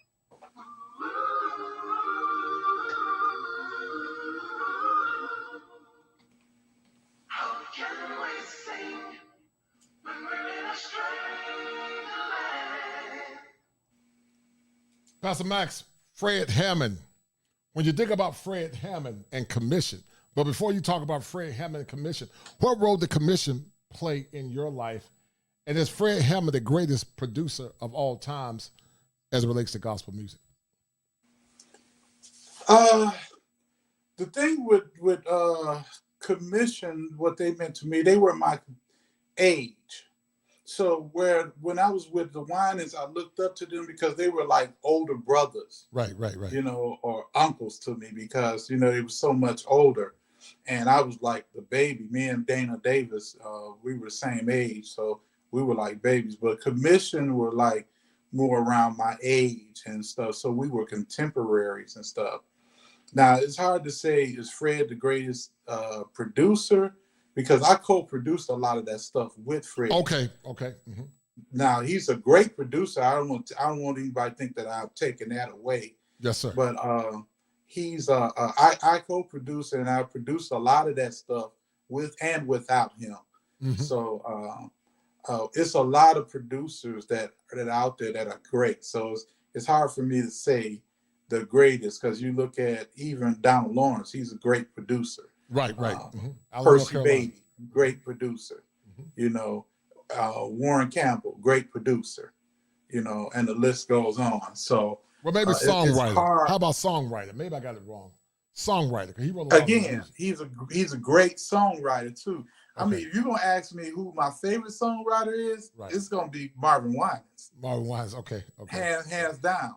Even though I wrote with Fred, I got this. Fred has written a lot of hits. Now I cannot take that away from Fred. Yes, Fred is a great writer. Right. But when you're talking greatest, it's like saying the GOAT in basketball, where right. everybody's debating LeBron and Michael Jordan. Everybody knows with good sense is Michael Jordan. You know? Tell him again, man. Tell him again, because I'm from the Tar Heel State, man. He went to my college. He went to UNC Chapel Hill. These heathens about to get it right, Pastor Max. We know it's Michael Jordan. He's the GOAT, y'all. Come on. Michael Jordan is the GOAT, dog. He's definitely the GOAT. He is definitely the greatest of all times, man. He won y'all 6 championships, I believe. That's right. So, of course, you don't give him love because he gave Chicago all the rings. And didn't lose. And didn't lose. Right. But go ahead, Pastor Max. Give me your rundown of some of the greatest, some of the music producers and writers and producers. I'm forgetting some of the greatest. Andre Krauss. First of all, let's pay homage to him. Right, Andre Krauss. Andre is probably the only person that has written not only contemporary music and was great at it, but hymns. This man has written hymns that are sacred and being, sang to this day. So Andre Krauss by far is one of the greatest writers. Right. You got to give him Walter Hawkins, Edwin Hawkins. They totally changed choir. When Love Alive came out, it changed the game. Right. No choir sounded like that.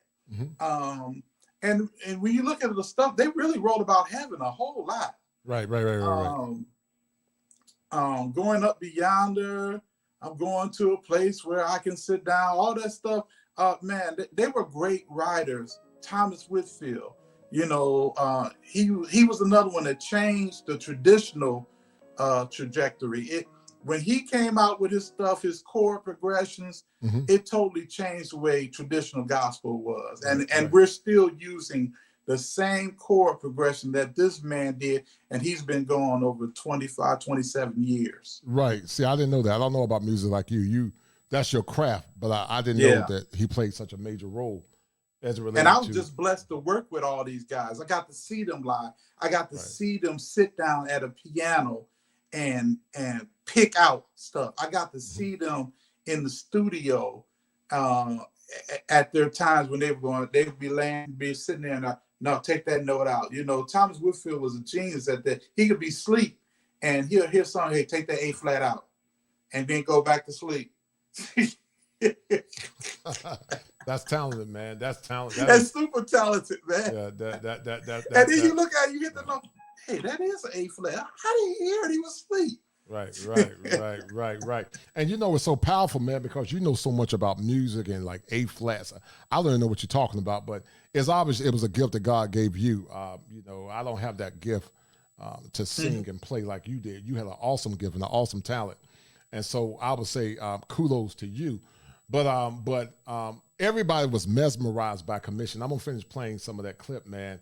Okay. That music is transcending, man. Marvin Sapp, you. Because Marvin Sapp was on Irreplaceable with you, right? He was on that. Right. Yeah, it was Marvin Sapp. It was you. Well, you were producing, but Marvin Sapp, Keith Mitchell. And I think Keith wasn't on it. It was Marvin Sapp, me, Mitchell Jones, Carl, and even though he wasn't pictured, it was Montreal. Montreal, right. So I'm because we wrote "Breaking Away" together. Breaking Away, yeah, that was, and not Breaking Away until my change come. Till my change come, right. I always said the Commission should, even though Commission did win some Stellar Awards and Grammys, they had a lot of nominations. I always felt like Commission should have had a lot more. I always felt like Commission should have had a lot more than what they actually got. Would you say that the Whiners got more Stellars and Grammys than Commission, or was it about the same in your opinion? Oh, the Whiners definitely got more Grammys, and you have to understand the structure of the Grammys. Right. A lot of time, period. It's not a lot of Black folks from gospel voting. So the Winans won by name recognition. And what I mean by that, they were with a secular company at the time with Quest, which is owned by Warner Brothers. And so they got played more on secular stations than Commission did. So when you got bluegrass people who know who the Winans is from the 700 Club, and also hearing them on PTL and then hearing them on a secular station, Commission didn't get that kind of exposure. Right. And so we didn't have a lot of Black people voting. So people would just automatically may not have heard the album, but they'll see the Whiners. Oh, I recognize that name, and they'll check that name. Right, and that's how they, by default. Right. Not necessarily because not taking up from the Whiners, because the Whiners were great. But Right. Commission had some. I'm like, man, Commission didn't get it. Yeah, our stuff could stand toe to toe with them. Could stand toe to toe with the Whiners. I totally agree, and that's no slight on the Whiners because I love both. But I'm gonna play this because. Man, you start playing the Whiners, man, you might start shedding tears, man. I mean, not the Whiners Commission, but really both. But the Whiners make some powerful songs called The City of the Master. That song right now still resonates, man. I can go back in time when I was about 18 or 17, man. The City of the Master and Cry On and Get Back Up on the Saddle and How Can We Sing. The one that got me with Commission, my homeboy, I was in the 10th grade. And they were playing it on the gospel stations in Eastern North Carolina, and it was called "How Can We Sing in a Strange Land." And from that point, I fell in love with the Whiners, man. I was hooked. Not trying to magnify substance abuse, but I was like a crackhead, a crack addict on gospel music, man. I took that first hit of the Whiners, man. I was tore up. I couldn't go back to nothing else, man. And I love Take Six. They were more of an a cappella. But we're going to talk about the differences also between Take Six, the Whiners, and Commission at some point. But let me finish playing the stream real quick. Hold tight, Max. Hold tight. How can we face adversity? Oh, how can we stand in the we breaking the chains, no chains remain. All for the 9-6, y'all for the 9-6. Y'all thought we was through, but we stumping. Can you feel me? I can't see ya, I can't free ya, but I know you can. And you gonna deliver something like that was you.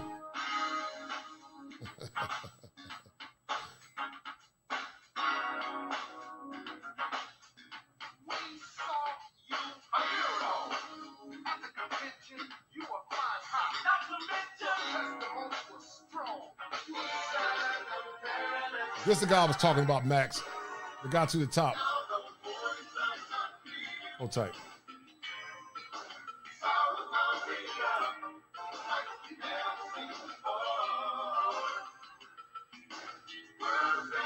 You talking about that? That's still the same. That's Mitchell and Hold tight. Not that. There go you. You were there to believe. It was the guy here at the high top. I can't think of his name. Hold on. Oh, you talking about Eddie Howard? Eddie Howard, that's him. There you go. Yeah, that was number 7 album. No, you're right. It was Eddie Howard. That's him. Right. I said that. Yeah, right. I was thinking about Desmond Howard that played for for Michigan. But right, it was Eddie Howard. That's him. Right. Right. Where did he go at? Eddie, he wasn't so much a member that he worked on that album, but Eddie moved. He was from Warren, Ohio, close to Cleveland. But he ended up moving to Florida. So that's where he's at now. Gotcha. He's in Florida. Okay, gotcha. Working in ministry in Florida. Okay, gotcha. Makes sense. Okay, cool. All right, hold tight.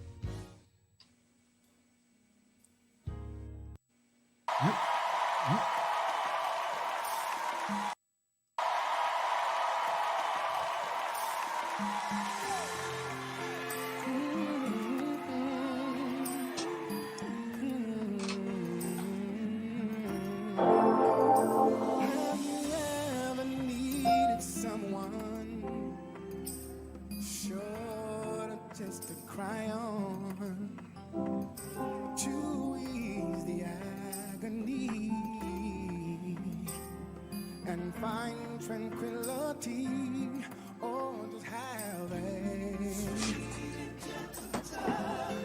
speak soft words of love that means so much. Ordinary just won't do. I need someone, Lord, I need someone. That someone is you. That someone is because the ordinary just won't do. I need love that's pure and true. I can always find it in you, Jesus. The ordinary just won't do. I gotta have a touch from you. I can always find it in you, Jesus. The ordinary just won't do. I need that's pure and true. I can always find it in you, Jesus. The ordinary just won't do. I gotta have a touch from you. I can always find it in you, Jesus. Don't you know ordinary just that will be there when your heart is breaking and aching, yeah. The ordinary just ordinary gotta have a touch from you. Can always find it in you. Not an ordinary love. No. Can y'all sing it one more time? It's not an ordinary love. Not an ordinary kind of love. Hey. Not an ordinary love. I don't need ordinary love. I need an extraordinary, a supernatural, extraordinary, very special kind of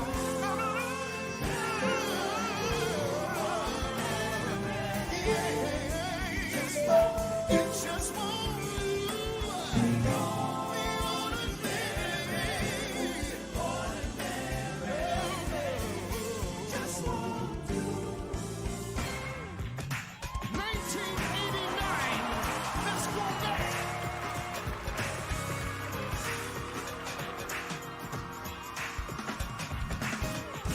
It's so good to know the Savior that is walking hand in hand. When I feel him by my side, there's no other place I'd rather do.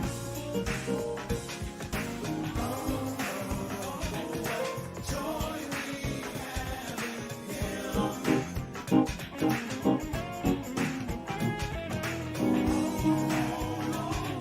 in peace we have in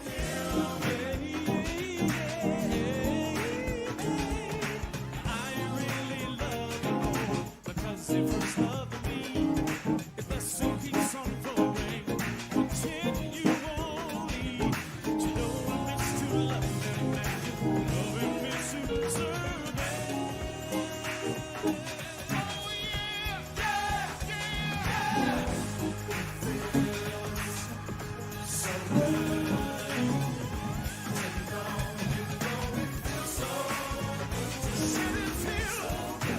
so good.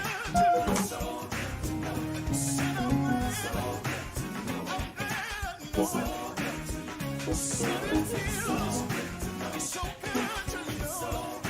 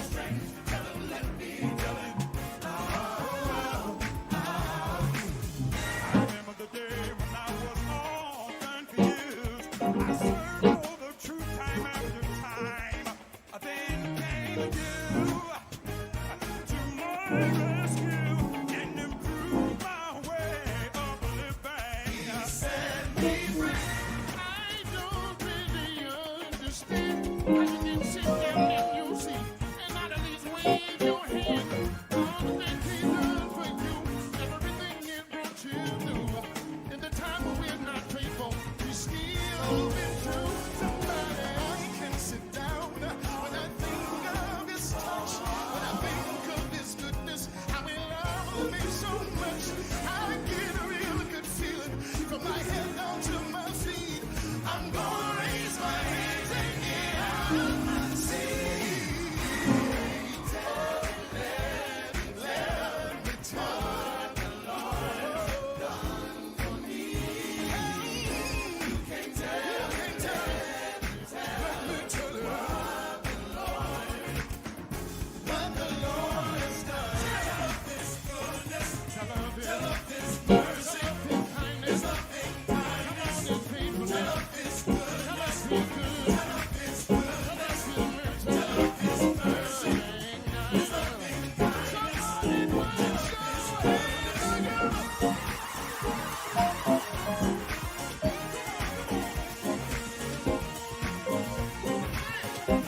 All right.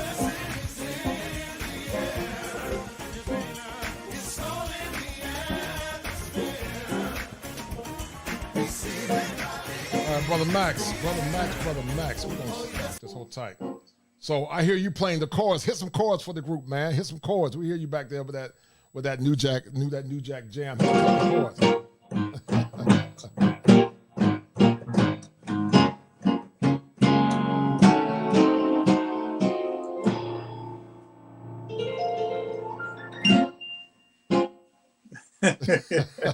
So when you hear the production quality of the Whiners, man, you know, and the production quality of Commission, some people argue that, you know, folks want to hear, you know, music is like the cake of the gospel, and the gospel itself is like eating green beans and mashed potatoes. You know, folks want to hear the music before they hear the gospel. They go to sleep.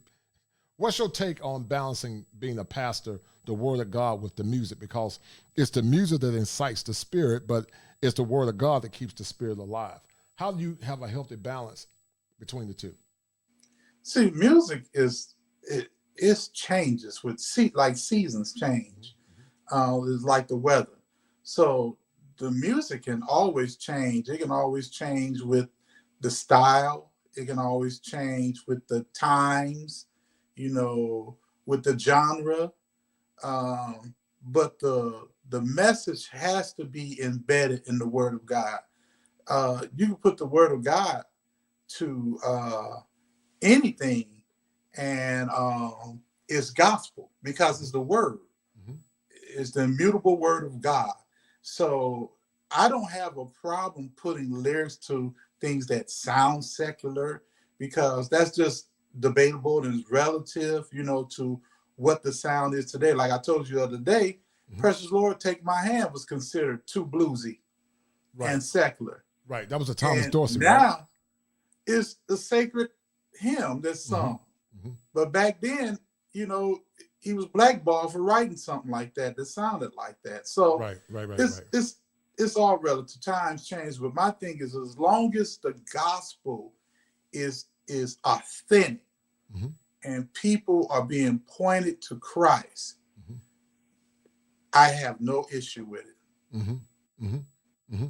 I see your point, man. I see your point. I think I asked you earlier who was your favorite singer for the Whiners. You said Marvin Winans, because Marvin Winans touched your life in a very profound way. What role did Ron Winans play in your life and your development? You know that song he made called "Consecrate." You know, I can't even listen to the song, man. You know, I start tearing up if I'm not careful. Well, the cool thing with Ron, so you know, when I first got with the Winans, I was staying at their manager's house, mm-hmm. and what was his name? Barry Hankerson. Mm-hmm. I was living with Barry Hankerson, and mm-hmm. some things jumped off there, and so they had to take me to Ron's house, and that's who mm-hmm. I stayed with for a while. Mm-hmm. Ron and BB. BB was really never there, mm-hmm. but and I stayed with Ron. But the thing that I say about Ron, how he played, if it wasn't for Ron Winans' family and friends, I never would have connected with Fred mm-hmm. and Commission, right? Because Ron asked me, he said, "Hey Max, I'm doing this album. I ain't got no money, but if you can get here, I want you to be a part of it." Mm-hmm. So I was flying myself. It was just a blessing that at that time, Midway Airlines would do round trips from Chicago to Detroit for $35. Oh, wow. That was cheap. Round trip, yeah. So it was a blessing that I was able to do that. And while I'm talking my charger, and so through that, I met Fred. And I was really nice to them and Mike Brooks, so they presented a song. And I was like, hey, y'all want me to play on the song? Because nobody would play with them on that song. So I was like, hey, y'all want me to play with y'all? They're like, yeah, you don't mind us, man? Yeah, cool. So I introduced myself. I was real nice. And Fred always remembered that. So when the group had the little split and Mike Brooks left, my name came to mind just for that act of kindness. But that came through Ronald. So I will always owe Ronald for that. Because had he not done Whiners Family and Friends, and I've been at those rehearsals and he invited me to be a part of, I never would have, made that close of a connection with Fred. Right, no doubt. Who was your favorite group? Who was your favorite singer from Commission? I know you loved them all, but who stood out in your mind? Fred Mitchell. Oh, really? Fred and Mitchell. Okay, let's talk about it. Let's talk about Mitchell, Brother Drip. Because Mitchell is so silky smooth. Silky smooth. On my phone, his name is Silky Smooth Mitch. That's what I got him saved as. Because we built everything around Mitchell. Mitchell was the glue. So when we did backgrounds, we started with Mitchell. Okay. And Mitchell had range, and he was just silky smooth with it.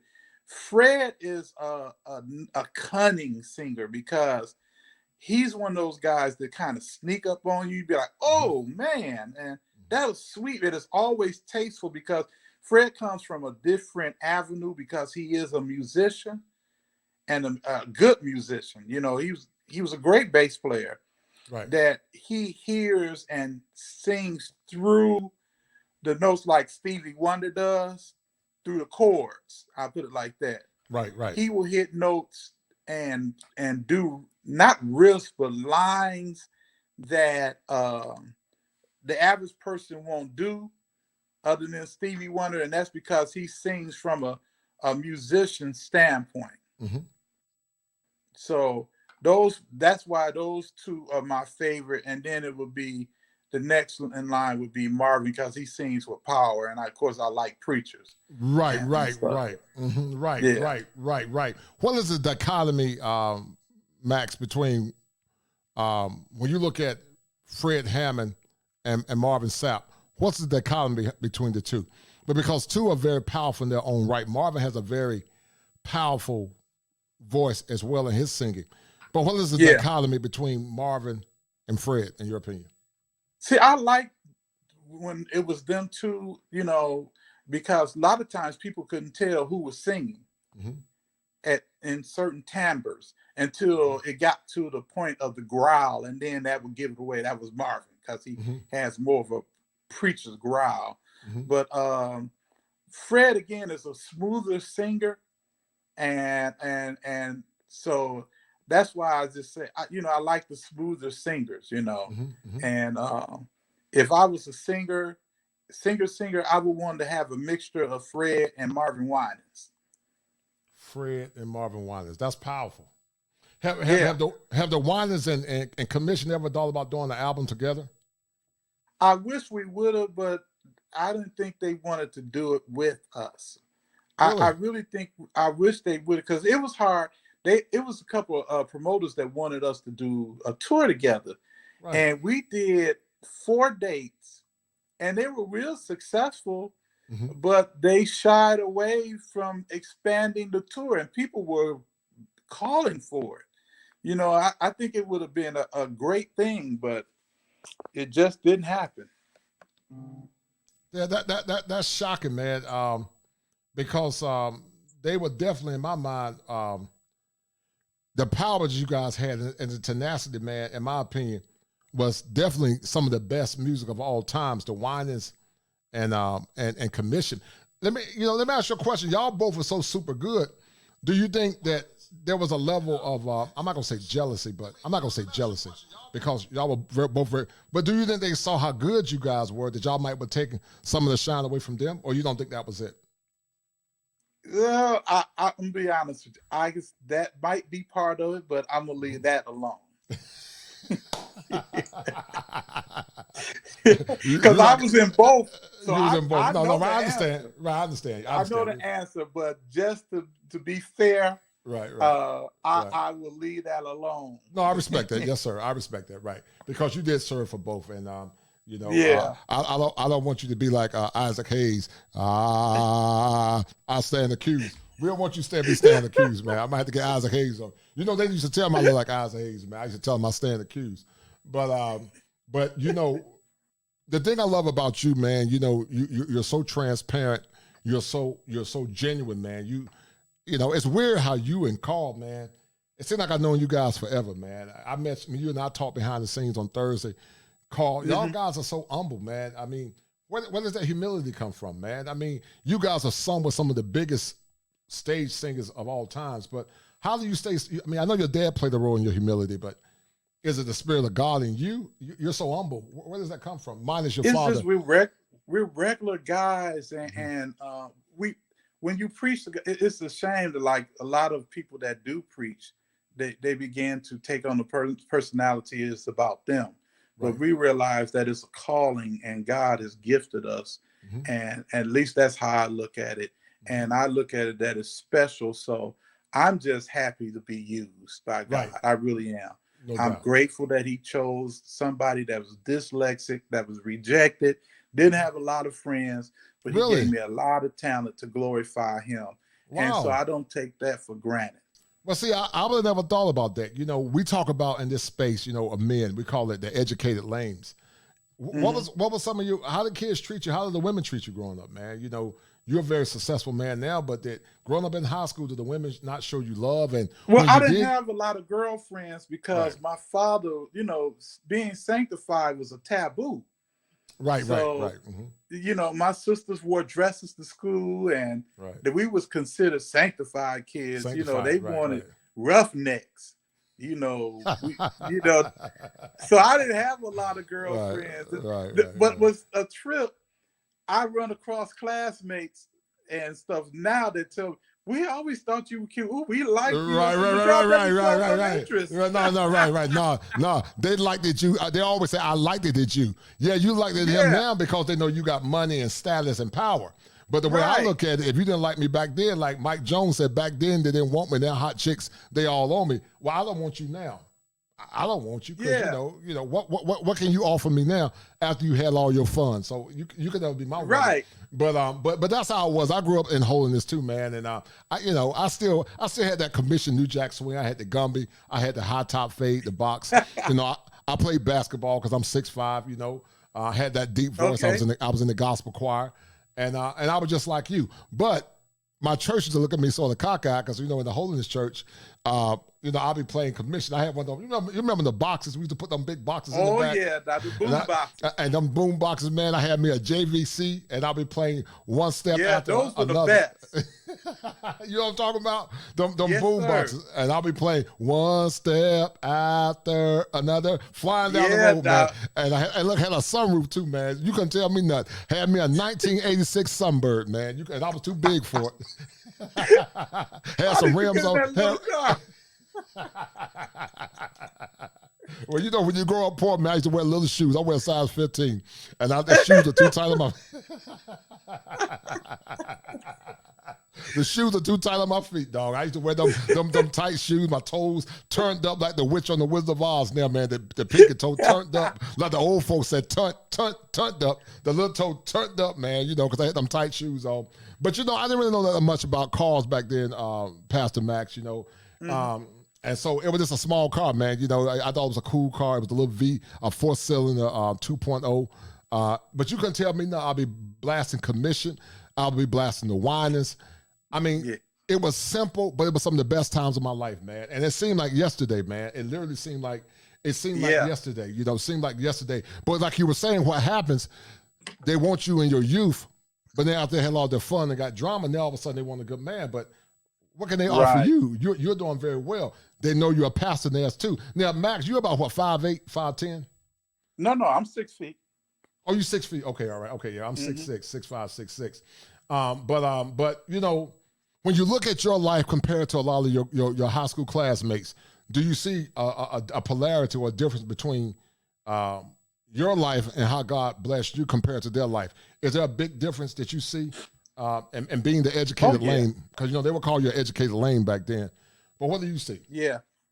Well, I see a lot of my friends that still drinking and doing the same thing they were doing in high school, and they look like they're barely alive. And then a lot of my friends and the classmates are gone. Oh wow. You know, because of that excessive lifestyle. And if you don't take care of yourself, you won't be here long. And I think I'm just here through the grace of God. I don't credit, you know, anything. It's just God's grace. And I think it rested on me because I was willing to submit and be a part of the gospel and spread the gospel and be used by God. And that's why I know I'm here today, because I don't know if you know, I'm a survivor of 4 heart attacks. Oh really? And I'm not talking light heart attacks. I have real heart attacks where I've had over 12 heart surgeries. Are you I got serious? 11 stents, Right. and I had 1 quadruple heart bypass. I know people that are good friends, like a good friend of mine by the name of Leroy Sutton left here with 1 heart attack. Wow. And God has allowed me to stay here after having 4. So I don't take it for granted. I'm blessed. And I just say serving God pays. It pays off. And that's why I look at, you know, from my classmates, you know, they might be successful in jobs that they have, but are their lives fulfilled? Right. And my life is fulfilled because I'm to the point that, hey, what if we found out doing all this serving, it was for naught, and serving God it really didn't require for us to make it to heaven, and we end up in judgment day or whatever in heaven, and we realize just being a good person got me into heaven. Well, I still would say I would do it all over again because I lived a clean life. I lived a godly life. And I'm grateful, and I trusted God, and God has kept me. So I have no complaints when it comes to that. Right. And you know what? You know, you are a testament to grace, man. 4 heart attacks, man. You know, Ron Whiners had 1 and they took him out, but you had 4. So I had 4. So that's a testament to grace, man. That's a testament to grace that a lot of folks haven't had a chance to even come back and tell about it, man. Why do you think God has kept you alive after all the things you've been through? Why do you think He's kept you alive? Because I'm not finished. Whatever He has for me to do, I'm not finished. And I'm still learning, to be honest with you, because sometimes I question it. You know, I lost a brother in 2017 who was completely healthy. He didn't even have diabetes or anything like most black people, black men. Right. He'd had nothing and discovered an illness that he had, and a year later he was gone. I lost my baby sister to breast cancer at age 42 in 2014. So I just know that I'm here to complete something, and I'm open to God, whatever He wants me to do. If I have to do it by myself, I'm going to do it. Wow, that's powerful. You said do it by yourself. What's been some of your barriers? What's been some of the barriers with being a pastor and being a man of faith? You know, when you're trying to preach the objective gospel, what's been some of the pushback that you've experienced being a musician and being a singer, but also being a pastor? What's been some of your greatest challenges? Well, you know, you deal with the same thing that any other pastor deals with. You know, it's hard leading people that have their heels dug in and they don't want to go to the direction that you're trying to lead them in, and the only thing that you're concerned about is they're doing well. My father in the ministry always says this one thing: A lawyer is waiting on you to get in trouble so you can call them. A doctor is waiting on you to get sick Right. so they can bill you and help you. The preacher always wants you to do well. Mm-hmm. They're not waiting on you to do bad, but they always want you to do well. Right. And so that's the thing that I come against. One of the good things, though, as far as me being a musician, is that I can do the things that they have to hire people to do. Right. If my musicians don't show up, that's like, no matter, that's okay. Let's start service because Right. I can play it. Right. Something a lot of folks don't realize. I'm gonna drop the link, guys. I'm gonna allow y'all to come up in a minute and ask Pastor Max questions about music and also design. But you know, y'all made a song called Dare to Believe, and Dare to Believe was that song that many feel spearheaded Boys to Men, Brian McKnight, and also Tank. Those were three major secular artists. How did y'all music inspire Boys to Men, Tank, and Brian McKnight, in your opinion? How did y'all music inspire them? Because that sound just like y'all. And I've heard them saying they got their style from you guys. They were big Commission fans in the early days too, because when Dare to Believe came out, they were out by that time. Okay, but they loved Commission's vocals. Like Wanye was the biggest Mitchell Jones fan that I've ever seen in my life. It's like he didn't want nothing to do with nobody else but Mitch. Really? Because they love the way Mitchell sounds. When you listen to Wanye, a lot of times he sounds like Mitchell. Right. You know, when he sings and stuff. So a lot of those guys, you know, they heard our sound and stuff. And Brian was out too at the same time. And he was inspired by a lot. And we were inspired by him.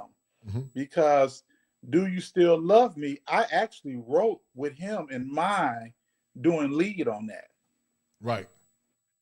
You know, so a lot of those guys, they listen to us and our backgrounds and stuff.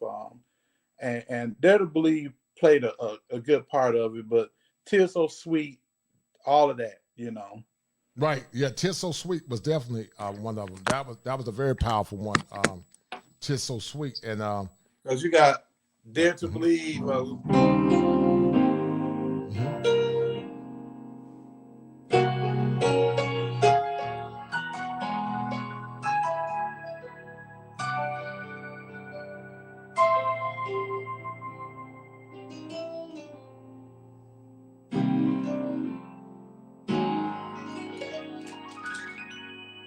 Yeah. See, I wrote the intro to that. Play some more for the people, man. We're going to have to take up a love offering for you, man. Play some more, man. They're going to lose the victory when you ask for a love offering. You know how these heathens are. You start talking about money, but they're going to lose the victory. Play a little bit of the intro, Max. Let the folks hear that talent you got, bro. Because we know you got talent, man. So I can explain what happened. Mitchell had already written Dare to Believe. And he asked me, you know, hey, Max, could you write an intro to this? So when I heard Dare to Believe, I was like, okay, man, this is going to be a classic. I said, so it needs a classic intro. I said, what would somebody like Quincy Jones do, or even like Luther Vandross? So I was on that vein because it was just a big sound. So what would, what was his name? Nathan, that did a lot of producing for Luther. I said, what would they do? Right. And so I sat in the room and stuff, and this is what I came up with. And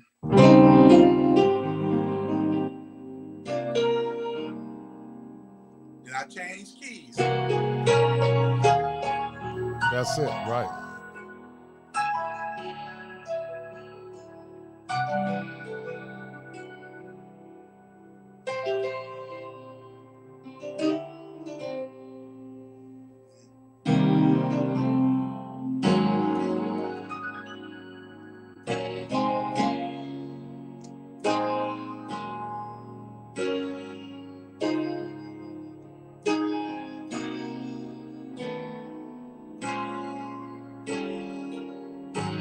Powerful, man.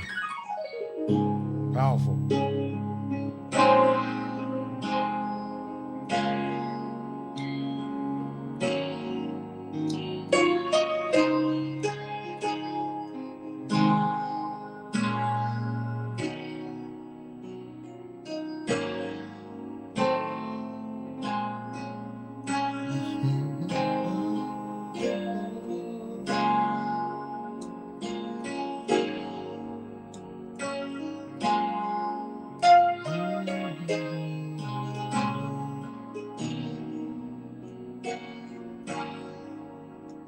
Dare to believe, and you will see there is hope where you are. Realize.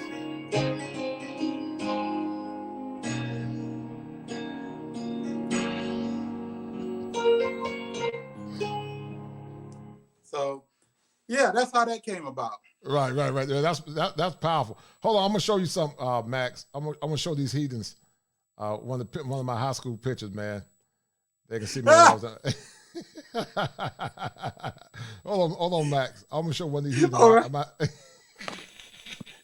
Hold on, Max. I'm gonna let them see when that smooth gummy in the back. They're gonna see that smooth chocolate, that chocolate snake. Can y'all see him? Can you see him? Hold on, Max. Hold on, Max. Hold on. These heathens want to see that smooth Leo. Y'all can see that smooth Leo from the Pentecostal days. Look like a 6'6" Flavor Flav.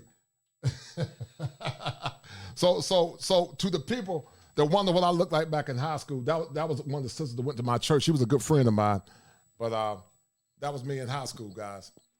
That was me, all swagged out, that Leo swag, man. So if you want to see what I look like in high school, that was me. And I was a tall dude too, so that was me swagged out back in the high school days, man. But if you guys want to ask, my man a question, ask him a question. Feel free to ask my man Max a question, man. Shout out to my man Richie Mack from Zoom to Thailand. Thank you, brother. I really appreciate it, brother Richie. Thank you for that $20 cash out, man. We're going to take up a love offering for Pastor Mac. Max is a good brother, man. And I'm going to have you back again, man, because we want to talk about some of your projects you got coming on as well, man. Cool.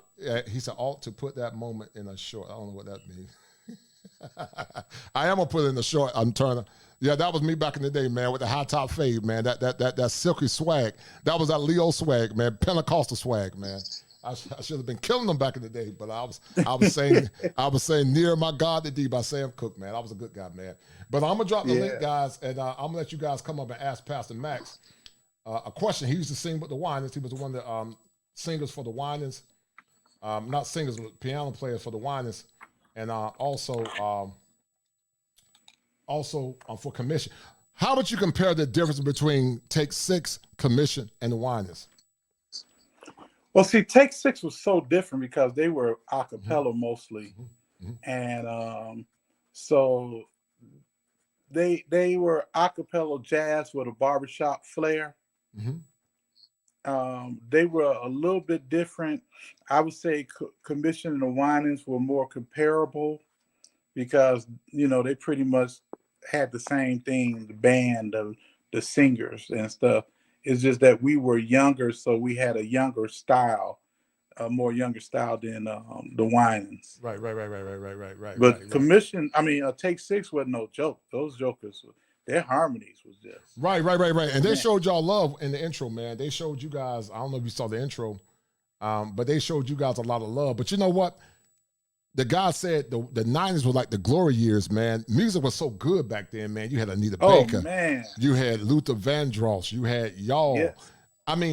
It was a good time to be alive, man, back in the 90s, man. Yes. Music was good in the 90s. Music was good in the 80s and the 90s. Right. The 90s were just the best, man. Like you said, we had Luther, people that could sing. Right. Whitney, Then you want to funk out, you got Prince and Janet Jackson and, Time and, New Jack City, Teddy Riley and Guy and stuff, man. Music was it was good. Gospel, you had the Hawkins, the Commission, the Winans, even Tremaine Hawkins, she had nice stuff out. Man, the list goes on. Mint Condition. Mint Condition, right. Oh, man, the 90s was just, whew. How did you stay grounded, man? Trying to live for God, man. I know the women were trying to holler at you, man. 6 feet, and you had your hair slicked back. Because we were serious about what we were doing. Commission. Right. I'm be honest with you, we didn't have that problem with women. And, oh, really? No, because we had rules. If you got caught with women on your in your room, you got fined. Oh wow. Because we was like, we didn't want to be that group. Right. That not it was people doing that was in gospel, but commission wasn't one of them. So what kept you grounded, man? For the most part, what kept you grounded? Just my love for God, man. Again, my upbringing. Right. Right. We had fun, man. I'm be honest. Commission, we were poor because we wasn't making a lot of money. Really? No, because when I came in the group, me and Marvin came in at the time that the split happened and promoters were taking advantage of us and stuff. And we was just trying to keep the group alive. So we wasn't making tons of money, but we had fun, and we loved fun, right. I mean, what job can you do, man, where you can go across the country, play your instruments, and have fun? People go crazy over you and stuff, and then you go to the next city and start all over. It was more fun than Eagles, you know. And then we knew how to release, because, man, if we was anywhere close to Florida, we would drive out the way to go to Wet and Wild amusement park, because that was something we loved. We had an outlet. We would let out and stuff. So, and the guys, we all were married most, you know, before, like, me and Marvin Sapp, we got in the group. We weren't married, but we ended up being married and getting married while in the group. So everybody was pretty much seasoned. We took the ministry seriously, but man, we had fun because we were meeting people like Wayman Tisdale, going to games and stuff. And it was just fun, man. It really was. It was nothing else other than what we did. It was fun. Right. And you know what, man? I know you're telling the truth because I can feel that genuineness and sincerity in your voice now. I'm going to play a little bit few more clips with this Whiners. And guys, I want you guys to come up if you guys got some question to ask Max Frank. Max Frank, once again, was one of the piano players for the Whiners. What else did you do for the Whiners besides play the piano? Only the piano? Did you write music for the Whiners? I wrote music with Michael Winans, but none of them made the album. But they did make Fred's album and stuff that me and Mike did together and stuff. But I got to arrange a lot of the live music and stuff before I left. Okay, cool. All right, hold tight. Winans in concert. Hold tight.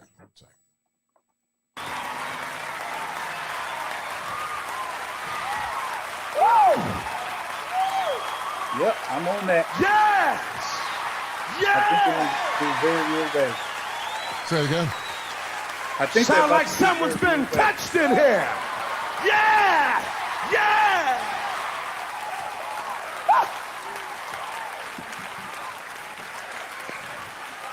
Woo! Y'all gonna make me shout on camera here. Is it all right? I come to know you. I think that's what we're about to do. That's the next Too many of us in here. Okay. For it to be fake. I come to know you, right? For it to be a phony. Touch somebody and say it's real. Hold tight. Get it!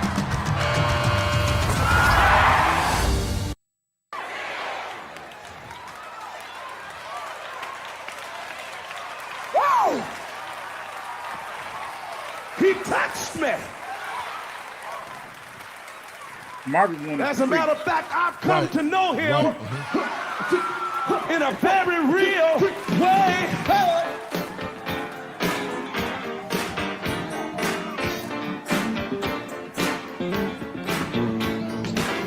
More than a fairy tale, more than a nursery rhyme. I was looking for a loving life and peace of mind. And I read about your love in a book that's set upon my shelf. Though many others tried it, I decided for myself. And I found that your love was true and your spirit was real. Now I've just got to tell the world exactly how I feel. I've come to know you in a very real way. Tell them I've come to know you in a very real way. If you know it, sing. I've come to know you in a very real way. I've come to know you.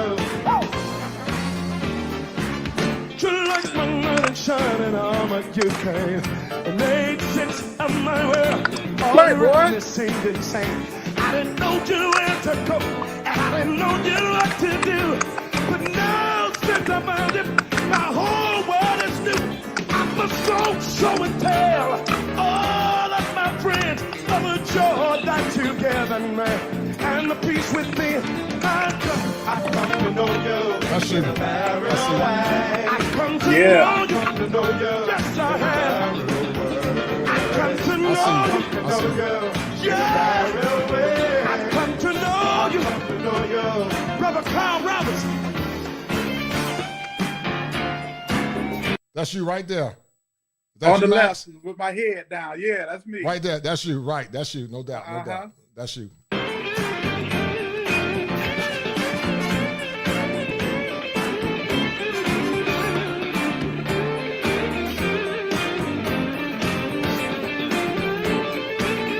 Once again, guys, this is Max Frank when he was in his 20s on a team.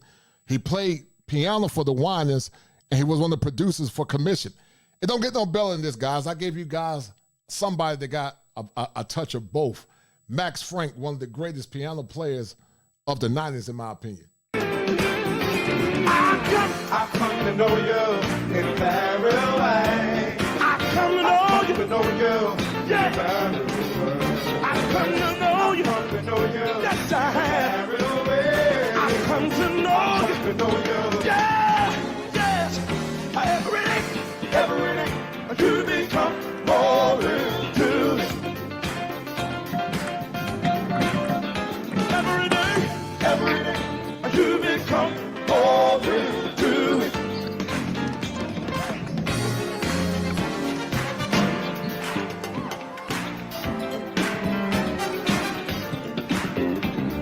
Clap your hands, all you people. Woo! Sisters, do you remember your pop? Let me hear you. Every day.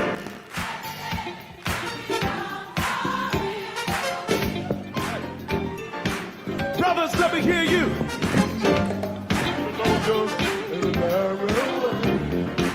Oh, my, the brothers need rehearsal.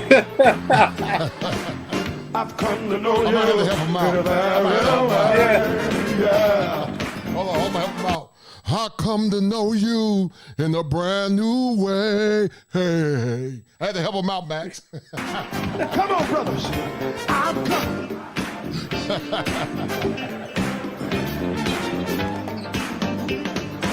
Sisters, let me hear you. Everett. Brothers, I'm coming.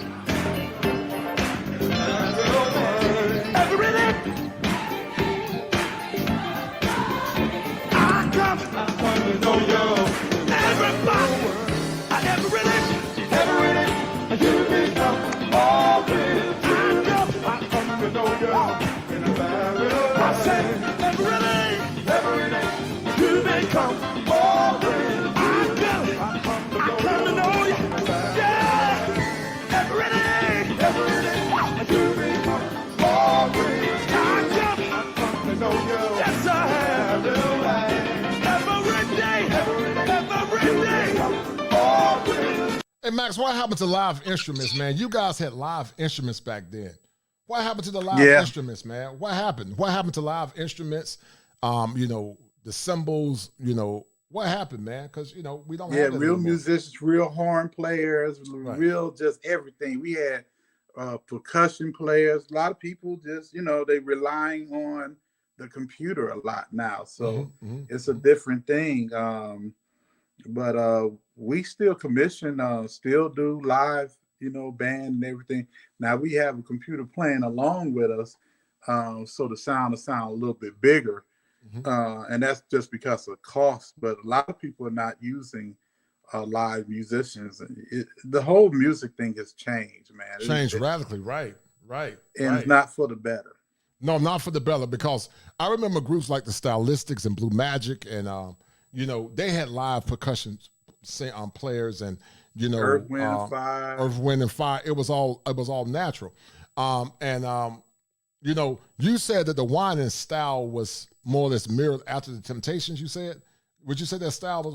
Where do you think the Whiners got their style from? Because it was They gospel, had but more of a Motown type sound, and see, it wasn't a quartet thing like straight quartet. It had a Motown influence, because they were from Detroit, so they were going to carry that influence. But yeah, that's what I would say. Their sound was more like pretty much Motown. Commission, they were heavily influenced by Chicago. Remember the group Chicago? I do vaguely. Terra, a hard habit to break. Being without you, it's hard getting used to. It's a hard habit to break. That's like men. What was the name of that song that really reminded me? Who the Men Say That I Am. That really sounds like something from Chicago. So they were influenced by that, but the Whiners sounded really more like Motown. Right. A younger version. Right. Hey, Ian, I need you to do me a favor, brother. I know you. If you can cam up for me a little bit, if you don't mind. Do you have a camera, Ian? If you can cam up, and you can ask Pastor Max some questions, bro. Can you cam up, Ian? Yeah. Hold on a second. Okay, cool. Anybody else would like to ask Pastor Max some questions, feel free to come on. I'm going to ask you another couple questions. I'm going to let you go in a minute, man. You've been so generous. And stay online. I'm going to call you. I got something to give you once we get off this show, man. Okay. I want to bring you back again with Carl. Hopefully we can get Mitchell. I know Mitchell's been working on the hook for the new movie. And I want you to talk about the movie if you can. I don't know if they want you guys to talk about it, but if you could share as much as you can about the movie. But what happened to the community choirs, man, the gospel choirs? I'm from North Carolina, the greatest state in the Union, the Tar Heel State. We used to have John P. Key and Shirley Caesars from North Carolina. Yeah. John P. Key, what happened to gospel choirs like I John won't P. kick Key? Carolina because Michael Jordan came from Carolina, so we're grateful. but you can't front though. You can't front, Max. When it come down to the Prince of gospel music, it's John P. Key. Oh yeah. Am I right or wrong? John P. Key was an anointed guy. He's a good guy. Yeah. He got a church up in Charlotte. And then the queen of gospel music right here in Raleigh, Shirley Caesar. Oh yeah. Shirley Caesar. Am I right or wrong? Am I right or wrong? Oh yeah, she can do it, Doc. So we got the best ever in basketball with Michael Jordan. He went to my alma mater, Carolina. We got John P. Key. It don't get no best. The king, the queen, and the prince. Yep. It don't get no better than that, man. We got a trifecta from the state of North Carolina. Michael Jordan. Yeah, I got to give it to North Carolina. They gave us some blessings. You gave us some blessings. Jordan, John P. Key, and Shirley Caesar. We can stop at Jordan. Did you ever get a chance to meet Michael Jordan being up in Chi-Town? Yes, I did. Okay. Now, what kind of brother? I know you're a little cocky, but what kind of dude was he when you met him? What was he like? Hey, Michael was a driven cat, and he still is, and everything he did, he was passionate about. He did not like losing. He was competitive in everything. Everything.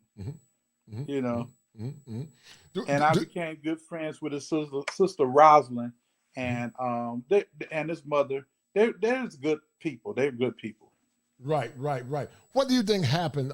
We grew up in a time, Max, where kids fought through adversity. Is it fair to say that we live in a generation of quitters? Is that fair to say? Yeah, it was because we're soft, man.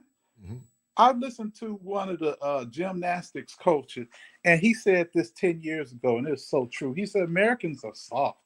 He said it's a shame, but we get on them and like on athletes, and then you got an outcry of people who like, no, don't force them to do that, and don't holler at them, and we're just soft, and that's because we've been spoiled. This generation doesn't know anything really about famine. This is the first bad thing that this generation had to deal with is COVID, but they don't know anything about the Great Depression, and a lot of people that lived during the Great Depression are gone. So even in World War II, they don't know anything about how the country was at its brink And if it wasn't for God's mercy, we can all be speaking German under the Nazi regime, but it was God who said not so. We don't know about, hard times and stuff. This is just a different soft generation. Right. But we better learn real quick because times are coming and they're already hard. Right, man. Ian, if you can, brother, pop back on, man. I want you to ask. You want to ask Max some questions? Feel free to pop back on, Ian. There you go, brother. There you go, young buck. How you doing, Ian? There it is. Good. Can you hear me? Yes, sir. I can hear you, young man. Go ahead, man. Got you. Ask any questions you want to ask him, brother. Go ahead, Ian. Oh yeah. So I guess my thing is, so what do you think? I guess the trend is, I guess concerning the new, what do they call it? The prosperity gospel, and some of our traditional foundings in terms of the teachings of gospel teachings and so on and so forth. Well, like earlier I said, the church have went through phases. In my youth, it was the deliverance phase. There were churches that's all they talked about is being delivered. And then you got the 700 Club phase, and now we're into the phase. Well, I think it's being phased out as prosperity because Corona and has changed a lot of stuff, and it has leveled the playing field. What I mean by that, these big churches that couldn't gather, they are hurting because they have so much overhead. And now their message has to change, because what people had discovered is I don't have to show up at a building. I can get fed just as well on the internet. And the game has totally changed. So it's making a lot of these guys fess up. Like, I don't know if you saw Benny Hinn talk about he repented, talking about the stuff that he did. It was all about money, and he really wants to get his life together. Wow. It was on YouTube. Wow. Yeah, and I say that's powerful because I know I've been in the back rooms. I've seen them talk about money, and it hurt my heart because that's all they were concerned about. And by being a musician, I played for them. I knew the ones that were about money and the ones that are about ministry. Yes. Now they're still there, the ones that are about money, but God is phasing them out, man. Let me tell you something. He is doing a clean sweep. And if a lot of those jokers, our house is not in order, they leaving here. Okay. They are leaving here, and it's God taking them out. So I guess my follow-up could be, does the prosperity gospel, because you've heard of the term black girl magic, right? Does the prosperity gospel kind of align more with the way that women see the gospel, or that men see the gospel? The prosperity gospel is really, it's a watered down gospel because it's not really talking about suffering and the Bible talks about you will suffer. Matter of fact, it said, how will you know him unless you suffer with me? So that's pretty much what the prosperity thing. I don't think it's lined up with the black magic movement or anything. That's just a representation of what the world is doing now. The Me Too and all that stuff. And but the prosperity message is such a light message because it's all about things, getting things. And I'm telling you, it doesn't have to phase by us. God is phasing that thing out. Just with this Corona thing, it has put a stop in that. And all of these conventions that they were doing, you don't hear anybody doing these conventions and big workshops where thousands and thousands of people are showing up. None of that is going on. Right. So, and that's a good thing because we have to get back to the message of the gospel and what we are called to do. Yeah. Yeah. I mean, so I'm saying, do you think that'll put more men in the seats or less men with the bringing it back to where? I think it'll put more men in the seats because men, let me tell you something about, and you know that men, they know game. Right. And one thing about men, they don't want to be shucked and jived. And they know when somebody is clipping their pockets, and that's all it's about. So primarily, men have stayed away from church, and the prosperity message has prospered because it's an emotional message that really tugged at women hearts. Right. Yeah. And women fell for the emotion of it because they're emotional beings. And men was like, I ain't coming to that. This joker's a shyster. You know, men was, I had so many of my boys say this man, I ain't going to that church. Now they'll say, man, your dad is the real deal because he preached the gospel, tell us we need to do right. I don't care what we doing, and we respect him. And he ain't out there at the same clubs that we at. You know, they would see other pastors at the same places that they and doing some of the same things at the same liquor stores and stuff like that. But they would look at my dad and say, no, he the real deal. And they respected that. That's why when he passed, all the gangbangers wanted to be his pallbearer. Oh, wow. There wasn't church people being his pallbearer. They fought to be his, it was all guys that's now been in jail, murderers and everything, but they respected Pastor Frank. And that's what I'm saying. When you live a life and when you preach the gospel, the Bible says, if I be lifted, I'll draw all men, not gimmicks. You know, some of these preachers are using gimmicks, and when you got to use gimmicks all the time and illustrations and stuff, and you're not grounding and drawing by the word, your message is weak. And men see that. Real men see that, and they see through that, and they don't want to have anything to do with that.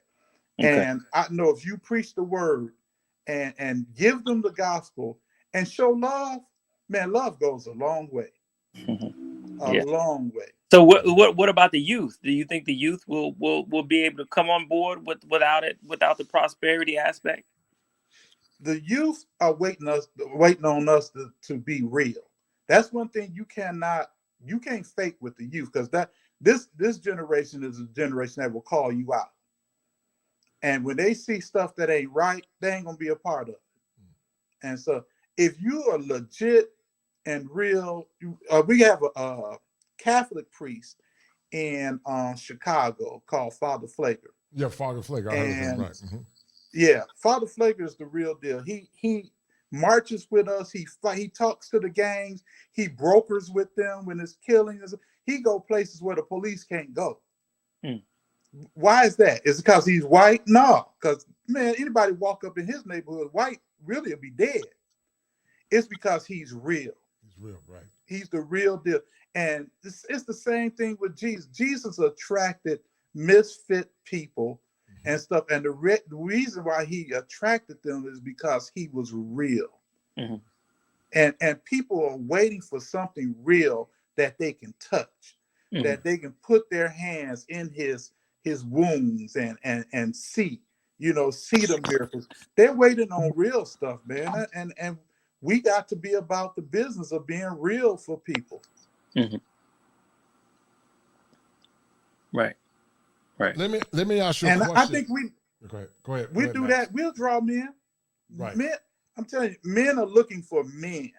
They're looking for real men. They ain't looking for no shysters that's trying to get over on them. They ain't looking for anything else because they got enough going on in their lives. They're looking for real men that are serious about community, about help, because that's a big thing right now. The church has lost its place in the community. The civil rights movement came through the church. It wasn't through just the NAACP or meeting in halls and stuff. It was through the church. And it was men that were willing to sacrifice their lives. They were the reason why Malcolm X had a following is because he was real. Right. You know, he talked the talk, but he also was real. Right. And that resonated with people. If we have real men that are serious about the gospel, trust me, you're going to become a magnet. But when you see men like that, our job is to undergird them and hold up their hands like Jethro told them to do with Moses. When his hands went down, they were losing the war. But when they had men holding up his hands, they were winning the battle.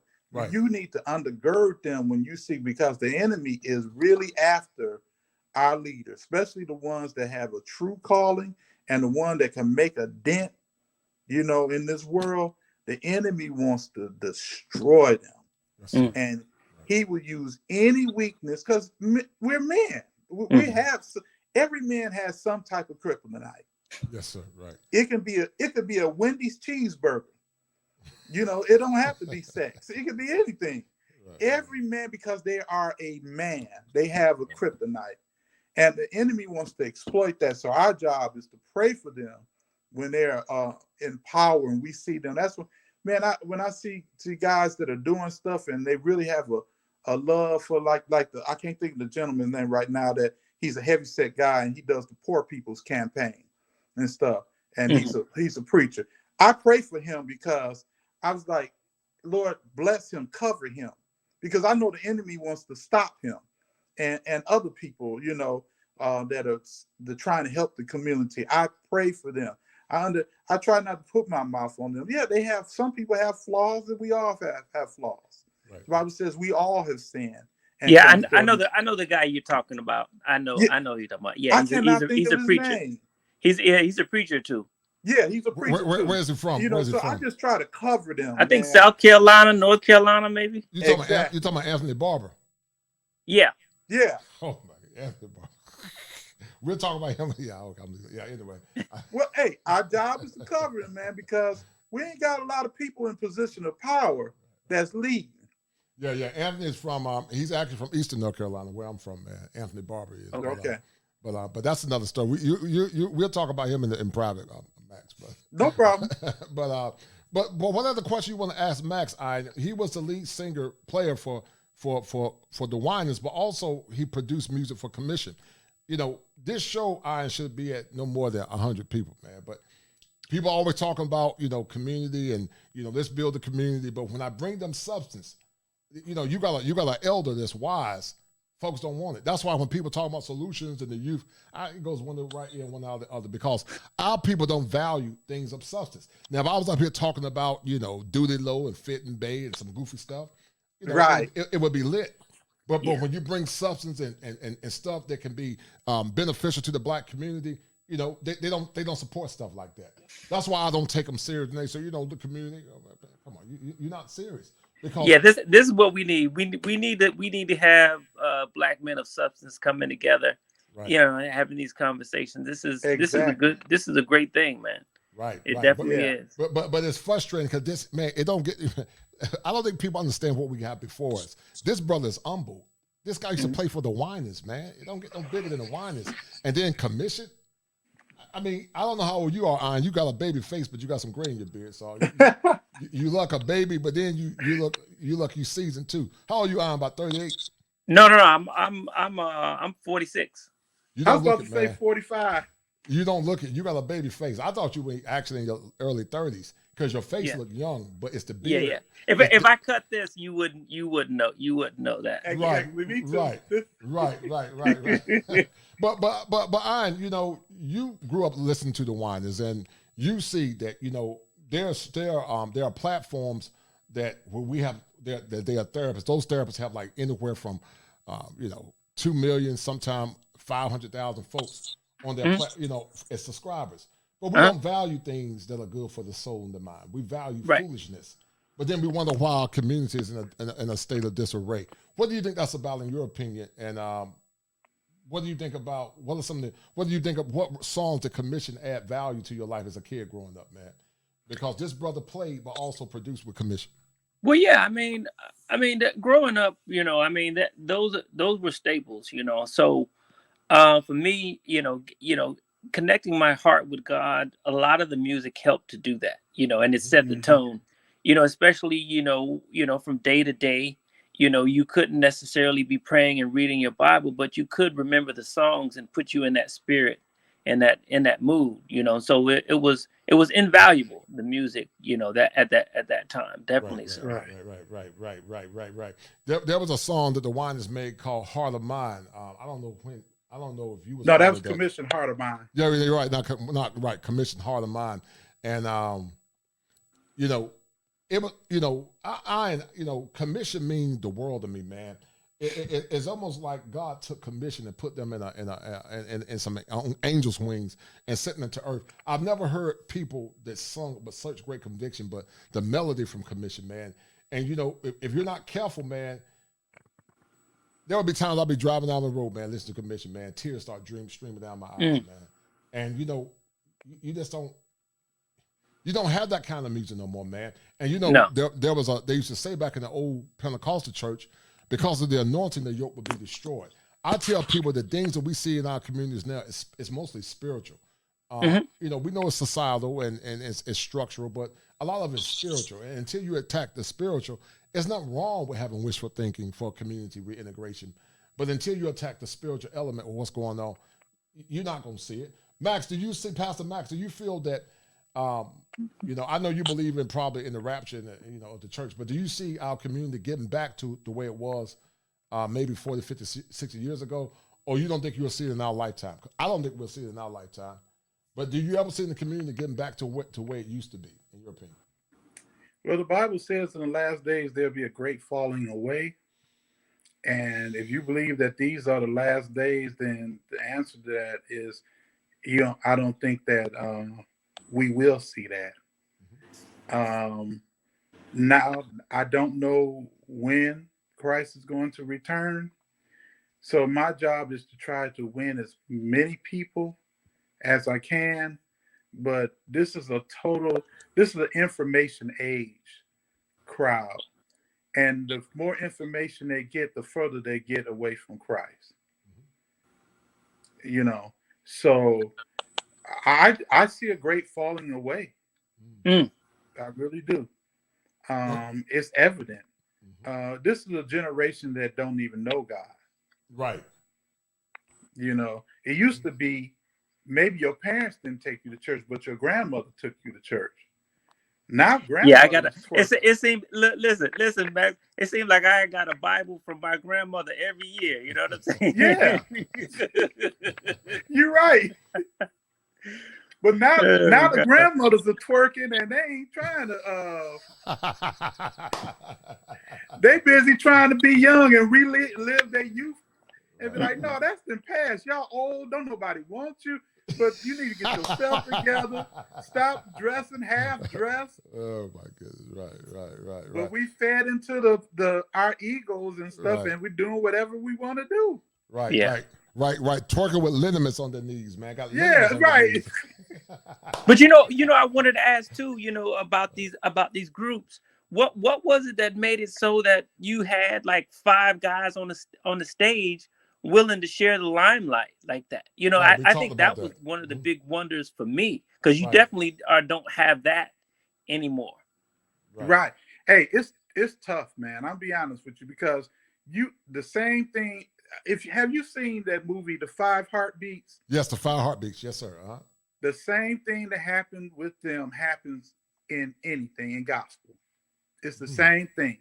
Right. That's why that was one of Commission's favorite movies. We watched that movie. To the tape was warped. Every time we got on the bus, we watched it because it was like watching our own lives. So that was a struggle to keep. It's hard enough to keep people together that are family, like the Jacksons. They blood and they didn't stay together. So imagine groups that are not blood. It's tough, man. It's tough. And you try to rely on the word, but a lot of times self gets involved, flesh gets involved, finances gets involved, business gets involved, the lack of business gets involved, all of that. It's a struggle. I'll put it like that. You'll see it in the movie. They had but do you think they had kind of an anointing that allowed them to do that? Oh, by far. We were anointed and called. Each one of us have a story. Each one of us, and we were anointed and called to do it. I know I was birthed to do this and do that. I'm not pretty much good at anything else. I remember my dad had me And my brother, he believed in fixing his cars himself. He changed the oil. He didn't take the car to the shop. So it was 10 degrees outside, and he's changing the alternator. My job was to hold the flashlight. I was crying, because he was a Marine, Green Beret in the Army and stuff, tough man. Right. And he was like, son, you ain't cut out for this. He said, so make sure you make it real good in the music business. And he wasn't lying. Oh, wow, that's funny. So, man, I said all of that to let you know I was called to do this. Fred was definitely called. Mitchell, Marvin, Carl, we all, Keith, Mike Brooks, Michael State, and Michael Williams. We were all called for this, and it was God's grace that kept us together. Because we had our fallouts. The groups broke up, people left. We came back together. It happens. Look at the Clark sisters. They were broken up for years. And then they came together and did the reunion. But it took somebody with a level head to say, hey, y'all need to do this before y'all get too old and can't do it. And your health won't let you do it. Right. And that was Bishop Sheard. And talk some sense into them because they were so talented. Right. And it's just, I just hate it because the enemy got to cheat the world 10 years from their greatness. So what do you say to people who think they have a call and maybe they think they missed it or they don't necessarily think that they can get to the same level of greatness that you guys were at? Should they still go forth and should they still try to answer the call? If they have a call, yes. You never let failure make you be your determination. Now, the thing is, what do you have a calling to? Some people have a calling to just preach at funerals and minister to hurting families. All that stuff is important. You might not be big on stage, but that could have saved somebody's life that could have been instrumental in changing the world. So no matter, the Bible says, despise not small beginnings and stuff. You just give it to God and place it in his hands. Little becomes much, and when you place it in his hands. So that's my thing. I don't care how small it might. I think it's all significant because you're being obedient. I think it's even worse for the person who's called to do something and don't do it because they're afraid or they look at the numbers. And God is not a God of numbers. He's God of purpose. And if he called, just like when Jesus told the disciples, go to the fork in the road and tell the keeper that I want an ass and I have need for it. They could have looked at him. I ain't getting that. Man, please, that thing stay. I ain't doing that. That's the flunky's job. Send somebody else. That very mule that they went to get was the ride for Jesus to go in, and they did Palm Sunday and all of that stuff. So you have a calling, you have a purpose, and I don't care how insignificant it might seem, it's important to the kingdom. It's important to God, and our job is just to do it. So I just wanted to be used, y'all. It wasn't about the crowds and stuff. I knew I wanted to do that though for a living. When I saw the Whiners, I said, that's what I want to do. Right. And I knew I was created for such a time as that. I had no idea that I would be in the group commission. That was a God thing. And that's just because I was nice to Fred. And later, when they had need, he called me out of the blue. And I was ready. Okay. That's powerful, man. That's powerful. What was your favorite song, Ian, with the Whiners or Commission? I had so many, but what was your favorite? That's a tough one.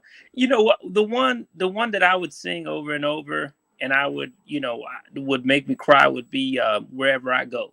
Wherever I Go, yes, from the Whiners, right? Oh yeah, that's a good one, Doc. That's Ron Whiners. Ron Whiners played that song, right? Yeah, he sang that song. Right. Yeah, that was the Long Time Coming album. Long time coming, right? Yeah. Actually, I'm gonna tell you the truth. I sang and then the second one was the one where he says, I forgot the name of it. I sang it. I sang it to my ex-wife when we got married. Actually, what was the name of that song? I can't remember it. It was on that same album. I forgot the name of it, but yeah. So yeah, it has significance. The music. So. No, I totally agree, man. Very significant. Here's the one by Ron Whiners, man. Y'all gonna revoke your man card on this one. Hold tight, because I'm telling you, man. You listen to Commission, man. You got to go hide somewhere and start snorting and snotting, man. Because the Whiners Commission, man. You know they'll make you shed tears. Was there any music, you know, Max, from the Whiners Commission that made you shed tears? I mean, you produced the music and played. Did the music ever make you cry? It's funny. I always like you said, wherever I go. Let's see. Before We May Never Know, that was one of my favorites.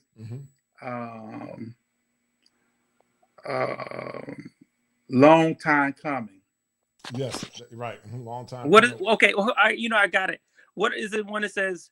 Though my house is set on high, it does not mean that I don't hear you when you cry. When you cry.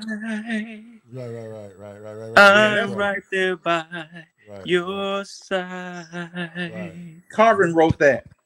Okay. Right. Yeah. Carvin Whiners wrote that. Yeah. When you cry, yeah. And you know, guys, I think we're devoid of that kind of music, man. We had it in the past, man. That's why, like Max Frank was saying, you know, and also you, Ian, you know, you like a little brother. Well, actually, you're 46, so you and I aren't too far apart. But Max is like a little big brother to us, man. You know, even though I'm 50, but you know, that was the kind of music that kept us balanced as kids, man.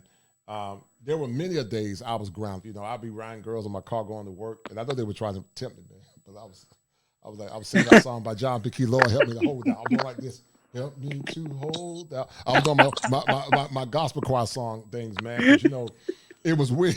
It was weird because, you know, you're trying to live right and do the right thing as a teenager, man. You got pretty women riding on your car, but, you know, I didn't do nothing wrong, but it was sort of awkward because, you know, you're like, this guy's 6'5", he playing gospel music. Most guys of my age back then, man, they were getting it in, man. They were digging in guts, having fun sex with women, but, you know, I was trying to live right. And, you know, just like you feel like you had a calling, I was telling Pastor Max, you know, at 8 or 9 years old, I asked God to give me wisdom, and that's not normal. 9-year-old kids don't ask God for wisdom. But I birthed the Kosher Clinician and the Manhood Chronicles out of trying to empower men. You know, I went to school to become a therapist out of male empowerment. All of it was about empowering men. And, you know, I started the Manhood Chronicles a year ago about men coming together sharing their story because many times men felt like they didn't have nowhere to tell their story. You don't find too many licensed therapists that are talking about the issues that I'm talking about. They don't talk about men issues because it's not mainstream. Now, like I said, if I would talk about goofy stuff and salacious stuff, you know, of course, you know, and don't get me wrong, you got to put a little bit of, you know, fat in the pot sometime, but you know, overall, we don't value the things that's going to be beneficial to us as a people, man. And I'm okay with it. I'm to the point now, it is what it is. I'm not going to stress myself out. The ones that want to hear it, the ones that don't, I'm not going to be trying to pull you, like Max said. You know, yeah, I'm going to be honest. I actually had a call myself in high school and listening to that music. You know, I used to write, because you say you asked for wisdom. I used to write wisdom and knowledge and understanding around, because on my shoe when I went to school. You know what I'm saying? Okay. I used to wear a Jesus Save T-shirt, and everybody thought I was the coolest, you know, Jesus freak that it was. You know what I'm saying? That's cool. That's cool. Yeah. Right. Yeah. And you know, there's a lot of good guys, you know, almost like the lost Jews, the lost Hebrews. You know, we lost in the wilderness, but now we're trying to come back home, you know, because we are living in very perilous times. The Commission wrote a song called "These Are the Perilous Times" back in the day. But let's listen to this by Ron Whiners. Make sure you get your tissue, man, because Max might start snorting and crying, man. Hold on, all of us might start snorting and crying. So hold on, because I know this video ain't gonna be monetized. Under 5 minutes with this incredible $80 gadget. Just attach it to your. Singing, oh,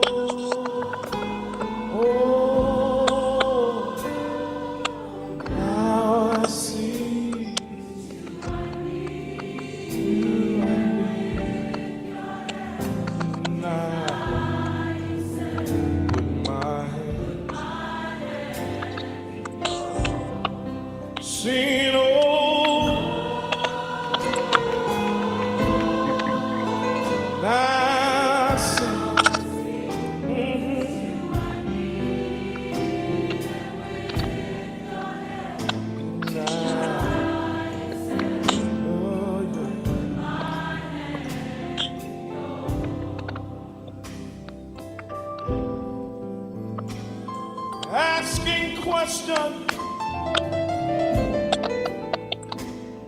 like I've never asked before. I'm expecting answers that will unlock every door to a new and living way to serve Him better in the future. Is the reason I'm here today. Hey, seeking God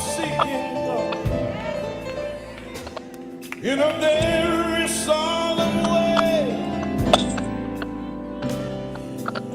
I've been taking heed to the things I do and say, offering myself to Him. I'm coming as a brother. Good God, I'm coming as a friend. Sing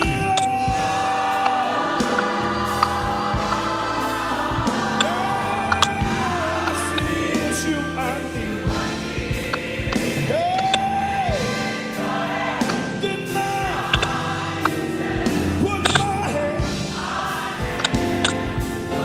Sing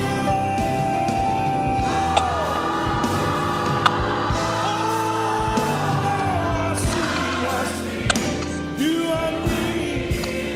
Hey, I'm willing to deny myself, put my hand. Hey, come on, sing it.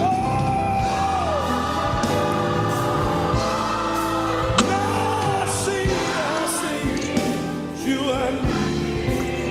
Oh, when you're denying self.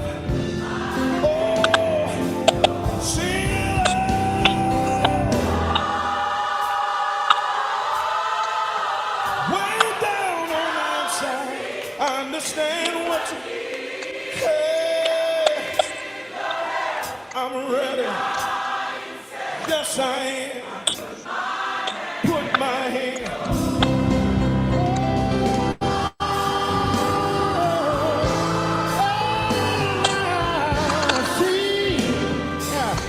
Lord, it's you I need, and with your help, I'm gonna deny myself. Hallelujah.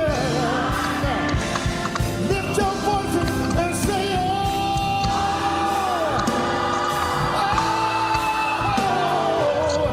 now it's here. Lord, it's you I need. I'll give you my heart, yeah. I'll give you my mind, yeah. Put myself in your Heavenly Father, now I see. It's you I need. I need you on a Monday. I need you on a Tuesday, on a Wednesday, Thursday, Friday, Saturday. Hey, yes I do. Oh Lord, I thank you for your goodness. Thank you for your mercy. And with your help, I'm gonna deny my will. Put my will in yours.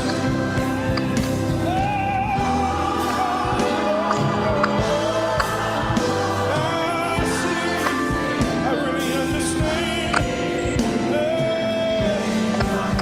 Deny.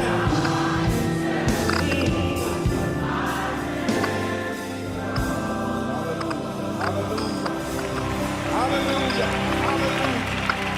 Wow, man, wow. And that's what's missing from our generation, Pastor Max and I. And, you know, you can feel the tranquility, man, from that music, man. You can feel the anointing, something that that's needed. You know, the gospel said because of the anointing, the yoke shall be destroyed, man. And that's what we need in our generation. You know, people look at things through the lens of policy and science, but That's what kept the black community strong, man. Music therapy. Music therapy was the panacea to a lot of the social ills that we had back in the past. And until we get back to that, which I don't see it in this lifetime, I think you'll continue to see the cataclysm and the chaos that you see. When you hear that music, Max, you know, you probably had to get a cup of tissue because it'll make you shed a tear. And when you guys hear that, what does it do to your spirit, man? And how does it resonate, man? Because it's powerful, brother. Can't hear you, Ian. Unmute yourself. Go ahead, brother. Still can't hear you. I'll let Max take it, and then I'll come back to you, Ian. Let Max say. Go ahead, Max. Yeah, that just brings me back to a good and tough time, because it's good seeing Ron, but you know, Ron is gone, and then '93 was the year my dad died, so that was one of the hardest times in my life. So it brings a plethora of emotions. Right. But again, you know, I missed the choir aspect because, you know, everybody has gone into this praise and worship mode, and now the music has gotten weaker and weaker. It's weaker and weaker, right?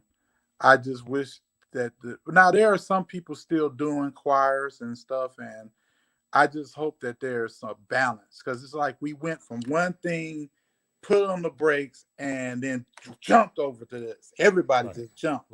Right. And it's like, wait a minute, we need balance, because I don't want to lose our tradition either. I don't want to lose our hymns. Hymns are sacred.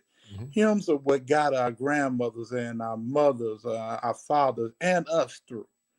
And we are losing that. This generation don't know hymns. I can name a hymn to these so-called musicians that are truly talented, and the musicians, and I start singing a hymn, a simple hymn, and they can't play it. Right. And it's, you know, it's a shame, and we're losing that's part of who we are. You know, the Jews make sure that they teach their heritage. Right. You know about their different celebrations and stuff, Purim Day and all that stuff. They drill that. They don't let that die.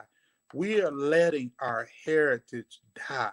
Right. So one of my missions in life is not to leave here. Like my grandmother used to can fruit and everything, make her own cha-cha. And she would can that stuff in preserves. She died and nobody picked that up. She died with those recipes.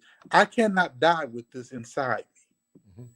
I have to share this. I have to teach it. I have to leave a legacy of that behind. Right. So somebody in the next generation will pick it up and go with it. Ian, I noticed you start rocking your head back and forth, and I had to contain myself, man, because Ron Whiners' music's powerful. And, you know, you're right, Max, and Ian, you know, that was the music of tranquility that kept us grounded as young men back in the 90s. But when you hear Ron Whiners consecrate and B.B. Whiners, and then hearing Pastor Max Frank actually play for those guys, what does it do to your spirit, man, when you hear, you know, that song? I can tell it was getting to you too, but I still can't hear you, brother. I think his mic is mute. Yeah, your mic is still mute. Can you hear us? If you can hear me, thumb up. Can you hear me, Ian? Right. But yeah, we can't hear you. I don't know what's going on, man. Your mic is mute. In the meantime, thank you, Alicia, for that $10 super chat there. She said, these songs kept you when you couldn't call anyone. Thank you, Coach. God bless you. And so there's a remnant, Max. There's a remnant that still want to hear the truth. There's a remnant that still remember the songs of Zion. I remember it. Like I said, I'm not coming before the crowd like I'm this man living right. I got some repenting to do. I got my things I got to work on too before I leave this earth. But you know, I know that God has been good to me as a young man as well. You know, here you go. Go ahead, Ian. Go ahead, brother. Okay, can you hear me now? Yeah, there we go. Yeah. Well, you know, when I'm listening, you know, like, so my grandfather, like I realized, or I realized what unconditional love was by way of my grandfather. right? Okay. And so when I hear a lot of this music, you know, it just reminds me of the love of a father. You know, Yeah. is what I get from this music. You know, you know, you have women who sing and that, but really, I think what's missing is that we need to see men who are whole, men who love God, and men who love themselves. Right. You know, and that's what the music portrays to me. You know, it gives me hope that, you know, that I can go into the future and become these same men who are still full of love and able to give, you know, to others. No doubt, no doubt. Yeah, "Consecrate" was a very powerful song, man. Very powerful. Real quick, we're gonna sign off, man. Max, I'm gonna call you, or just be on the back end. On the end, I'm gonna give you something, man, for your time. I really appreciate you, brother. You've been so generous with your time.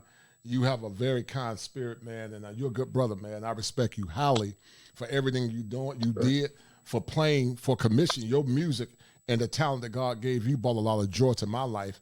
It brought joy to Ian's life and many other young men of that time. Yeah. And really, we can't really blame the youth for today. They don't know any better. They didn't. Most of them didn't grow up in intact families.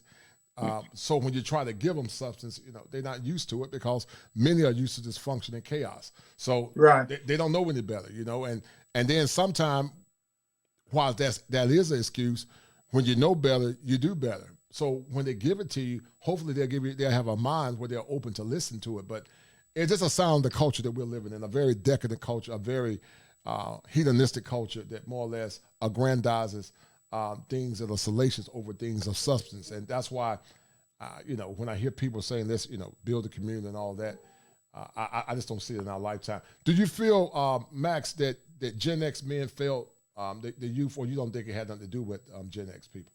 You think Gen X failed the generations like the millennials and the zennials? I don't feel like we did, per se. I mean, I know I didn't, because I did a lot of service with the zennials and the millennials. I did 7 years with the Department of Juvenile Justice giving service. I taught school for 5 years. And also, I worked in law enforcement. I worked in the prison system. I've been giving my time to youth and men for almost 14, 15 years. But I don't know if Gen Xers failed the youth. I don't know. I don't think they did, because I think we all are responsible for our own bad behavior. I would say perhaps, you know, maybe that we conditioned them to think they deserve everything. But what's your take on that, Max? You know, it's again a loaded question, because I can't totally blame Gen X, because we were a part of a system that was set up to make us fail. We are a minority, me, you, and that sow into the youth and stuff, but people like us, look like us, that are around our age, they were destined to fail because the system. A lot of them is in jail. Again, we talked about that, over petty crimes that a white person probably would have done and got probation. Some of them are serving 30 years for the same crime. So a lot of the people that could influence in their life were taken away. And if, you know, with that happening, failure comes. You know, opportunity was taken away. It's like the biggest problem with crime in Chicago right now is this: they don't have any other opportunity but drugs. Because whenever they try to, we just try to get a simple SBA loan, we're turned down. But somebody from another country could come in with lighter skin and get that same loan and open up a Dunkin' Donuts. The system has always been rigged against us. And then what people want to do is downcast and ridicule when the failure happens. You know, so we can't blame Generation X. So my thing is, I just want to be the branch to pull them out, and expose the system that wants to hinder. I want to expose all of that, because I guarantee you, I don't know if a lot of you all heard of Pastor Meeks out of Chicago. He talked at a Black History program that I went to, and he said something that was eye-awakening to me, and I never forgot it. He said that his 94-year-old grandmother could beat Carl Lewis in a 100-yard sprint. And everybody laughed. He said, yeah, my 94-year-old grandmother. He said, if I put her 1 foot in front of the finish line, she'll beat him every time. Oh, okay. I see your part. Right. And that's what's happened. Right. Mm-hmm. Right. There, people have had a foot before the finish line, but we had to run hurdles to get there. Right. And yeah, some of us have made it, but our job is for the ones that have made it is to pull the ones that are behind up. Let me ask you a question, Max. Someone say that's, and I do agree with you in a lot of what you're saying. Someone say that's a victim mindset, and I'm being a devil's advocate. You're right. There is systemic racism that had played a role and put barriers in front of black men and rendered our ability to be as successful. It was called generational wealth. But then how do you deal with how do you handle the argument to those that say, we're complicit in our own demise because we have a crab mentality, we're cannibals, we eat ourselves, and also we should practice group economics. Now, I think part of it is how we've been socialized. We've been socialized to not love each other and to fight against each other. I was just about to say, who taught us to do that? Right. We've been socialized to do it, but when you know better, you do better because, one can chase 1,000 a flight, two can chase 10,000 a flight. Look at commission. 5 men transfer the lives of millions of people.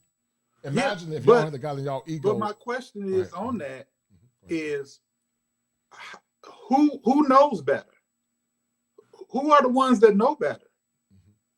Because everybody's still in this system. Even when the ones that so-called make it, they become crabs because they pull people that's in their bracket down. It just keeps happening. When you get to the Oprah Winfrey level, you got people like that pulling people back. Instead of people saying, forget that. I'm going to die trying to help my people, period. And see, we've been taught that way to control us. I'm not some illusionist that's caught up on different theories. It's just a fact. And majority of the people that are saying that it's not real are people that is not experiencing it. What do you say, Max, to the argument that when we came out of Jim Crow racism, we were able to build more post-slavery than we are today? Why do you think it's such a chasm? I know part of it is a disillusionment of the family, and our women were more cooperative back then. But that's my take on it. But what's your take on it? Well, one of the takes is we were forced to live within our community. So when we lived within our community, we bought from our community. Right. We served because we were forced to. We couldn't go to Marshall Fields. We couldn't go to Macy's.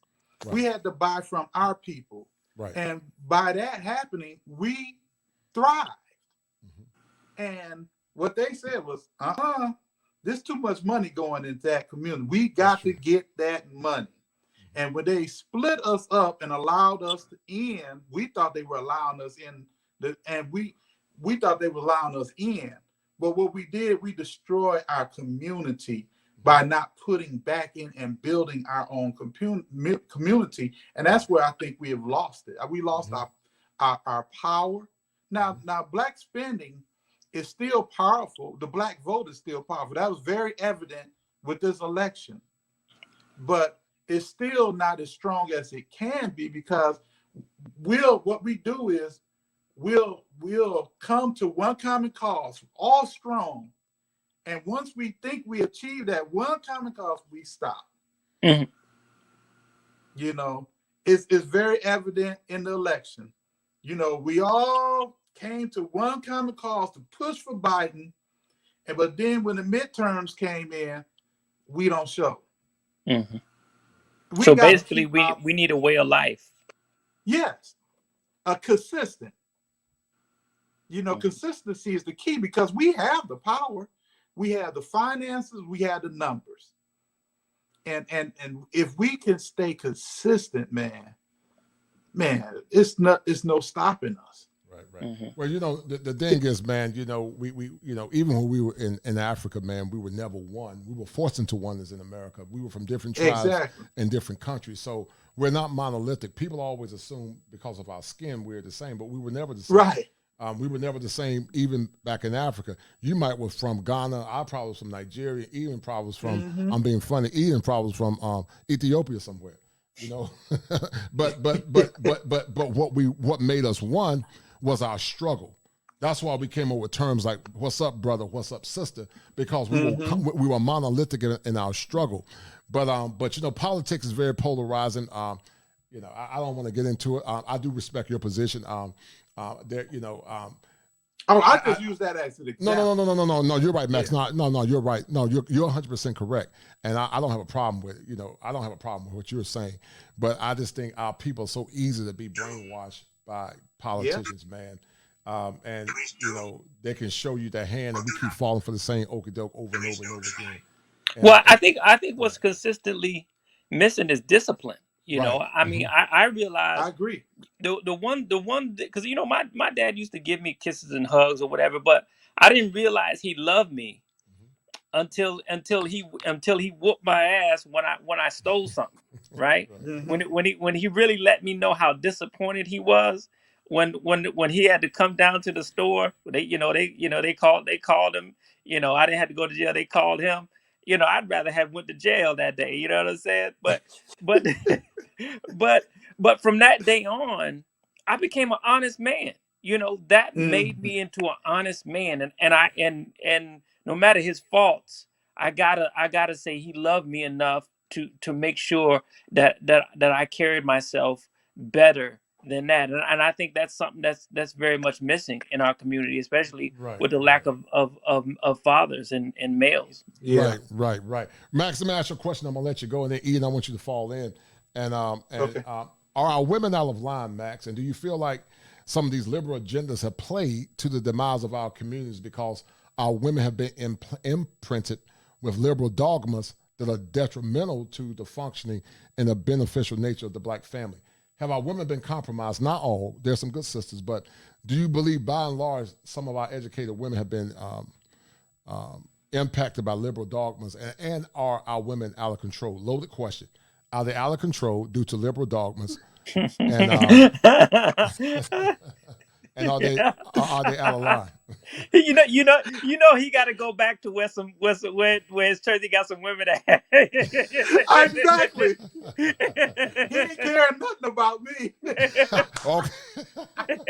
Well, listen, I'm about to be like Paul said, preach the word in and out of season. Oh, I'm so glad my wife is out of town.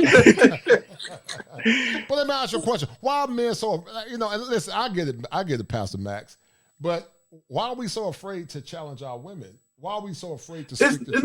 It's not afraid, but that question, I'm being honest with you, is so loaded because there are so many factors. We can't just say jump on the women and say they're out of line.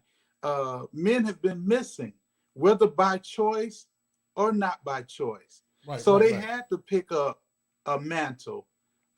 They had to pick up an agenda, because if they didn't, they die. You know. But what you say, I'm gonna be careful how I say. But what you say, yes, by and large, but it goes back to what we were saying earlier about we all have choices. God gave every man free will. Some of them chose. Like, let's look at the dichotomy with you. You were a good man. You were a stand-up guy. But so many women probably saw you as a square or a lane. They probably saw me, all of us, as squares and lanes. So they got a Raekwon the man. So they look past good men. You know plenty of women right now, Pastor Max, that look past good men, and they're 20, 30 years later, they knew they should have got with you, but they didn't because they were full of pride. So my whole point is, listen, I don't mind holding men accountable. There are some dusty men. They are dusty. Some of them don't take care of their responsibility. Some of them don't take care of their families. But I don't think that's black men by and large. I think it's a certain type of black men. I think it's a small percentage that women gravitate to, like the white corporate thug, like the thug, some of the thugs up top or wherever, you know, the Raekwons and the man-mans. They gravitate to those kind of men. But hardworking guys, good brothers, everyday Joes, plumbers, blue-collar workers, they look past them because they're boring, they don't have swag, and they don't excite them. So, listen, we can't keep playing patty cake with our women. We got to hold the men accountable, but we got to hold the women accountable. My ex-wife, you know, before you answer, Max, my ex-wife told me, she said that here's okay. So she found fault with the fact that I was old fashioned, right? This is what she told me. You know, she said that she thought I was trying to be too perfect, and that I didn't deal with her negativity. Meaning, she wanted me to submit and accept her in all her ways, and she didn't want to come under my authority, and did not want to deal with my discipline. Right. You know. Right. And it You broke have up the that family. Yeah, you have that factor. I mean, I don't argue with you, but I can't lump all women in that. You know, just no. It's not all, Max. We're not saying all. That's why I say it's a percentage. Like, we know there are a percentage of dusty men. Right. We know that. But it would be remiss of us to think, I'm not saying 100% of all women are like that, because my wife is not like that. But by and large, we have far too many that are like that make bad choices in their youth, and then they don't want to take accountability for their bad behavior. And so just like Ian was saying, listen, 70 to 90% of divorces are not initiated by men. They're initiated by women. Now, we're not saying that out of that 70 to 90, some of it was not infidelity. But many times, Max, they get divorced for frivolous reasons, like, I don't love you anymore. I don't care about you anymore. No fault divorce. We grew apart. We grew apart. And there's nowhere near in biblical orthodoxy where that's justified. Yeah. So what Ian is trying to say is that we have a generation where people get bored fast. They don't no longer want, like Al Green said, let's stay together. They don't want to stay together no more. Yeah. And so selfish, right. It's a selfish generation. We've been taught with this generation, it's all about I. It's all about me. You make yourself happy. I hear women say this all the time. I'm 50 years old now. It's going to be all about me now. I ain't caring about no. I served my time doing it. It's all about me, and that's a very dangerous position to be in. And the reason I say it's dangerous because it's not biblical. Right. And Pastor. Pastor, let me ask you this, and this is a leading. So, for women, you know, and what about pastors who tell women to leave their husbands and find their purpose, because they're taught that in order to really be fully saved, they have to be living their purpose, and a lot of them are their purpose is seen as something outside of the home, and not as a mother, and not as a wife, and I think a lot of you know, mainstream media, and a lot of Christian churches themselves are telling women to go find themselves and be their best whatever, you know, and a lot of times they're saying leave your husband to do it if necessary. I think if God calls. That's reckless and it's unbiblical. If you show me a scripture where the Bible says that and you should do that, I'm all for it. But if the word doesn't back it up, you won't catch me saying that, because I don't want blood on my hands. Right. You know, and I know people do that for selfish reasons. My question is, why is that pastor doing it? Does that pastor want that person? Or do they want that's something what he said. from that person? That's because the pastor wants them. Or something from them. Right. You know, because he could be looking at that pot of gold too. Yeah. What can they do for me? Yeah. So I always tell people, weigh everything by the word. It's stuff that I want to do, and I feel like I have a right to do, but when I weigh it by the word says, no, you can't do that, Max. And it hurts me because I'm like, man, I want to go this route. But the word is telling me, no, don't go that route. Hold your peace and do X, Y, Z. So I just say weigh everything by the word, because we are not our own. The Bible says we are bought with a price. Right. And I'm going to say this, you know, and I'm going to get off the stream. It's been a good stream. I wish there had been more people. We had a gem in Pastor Max Frank, lead singer for the Whiners, player for the Whiners, but also producer for Commission. And it's sad that when we have powerful groups, I don't know, like I said, our people just don't value good stuff. And it's okay. I at this point, I don't even care no more. It is what it is, man. I ain't going to trip over stuff, you know. I try to give us, you know, the audience the best. And trust me, if it's one person that's blessed, we did our jobs. Right.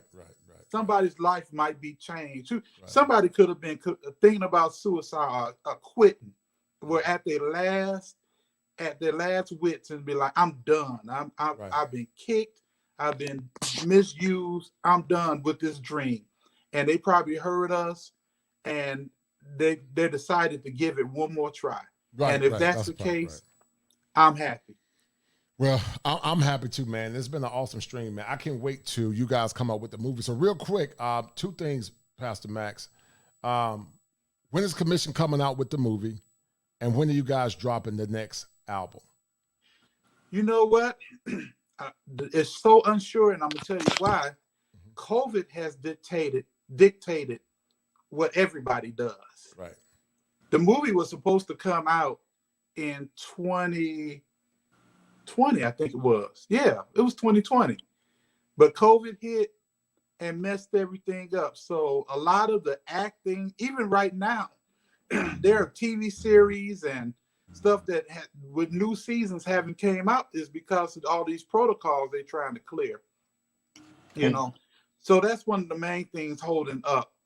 Are we still working behind the scenes? Yeah, but like filming was supposed to start last January, not this year, but last year in Detroit, and they had to shut it all down. So we're getting to the things where they're opening up the doors and opening up avenues and stuff. So hopefully it'll be this year. That's the goal. Okay, right. So is it going to be at the theaters or going to be on Netflix? Where's it going to be? I believe, if I remember right, it'll be like the Boys to Men movie. Not Boys to Men, New Edition movie. Oh, really? So it's going to be in theaters? No, that movie was on, was it BT? I don't think it was BT, but it was something like that. So is it going to be like a dramatization, like fake guys playing y'all, or is it going to be? It'll be guys, because, you know, we're old, man. So it'll be younger guys playing us. Okay, gotcha. I told them, they laughed in the meeting. I told them, I want Michael B. Jordan to play me. They was like, okay, the whole budget will be wasted on. It's a guy, man, that look just like you, man. He's a big time producer. I can't think of his name, but he got gray in his hair and the beard, got an afro. I can't think of his name, but you remind me of him. But I can't wait to see it, man. If it come out on DVD or whatever, I'm definitely gonna buy it and support it. And so, Commission is trying to get an album. You said, right? You guys are trying to get an album. Okay, but you just don't know when. Yeah, I just don't know when, because a lot of it was depending on this movie, and then the money got funny. We still need funding and everything, you know. So COVID has really, again, you know, changed a lot of people's plans. Right. Well, listen, man. Ian, do you have any more questions to ask? Yeah. Okay. Or this was originally was my first question. What is the difference between a hymn and just a normal gospel song? And this, I guess the second question is, do you have information about a particular church that you pastor or where you pastor as well, or whatever like that? Okay.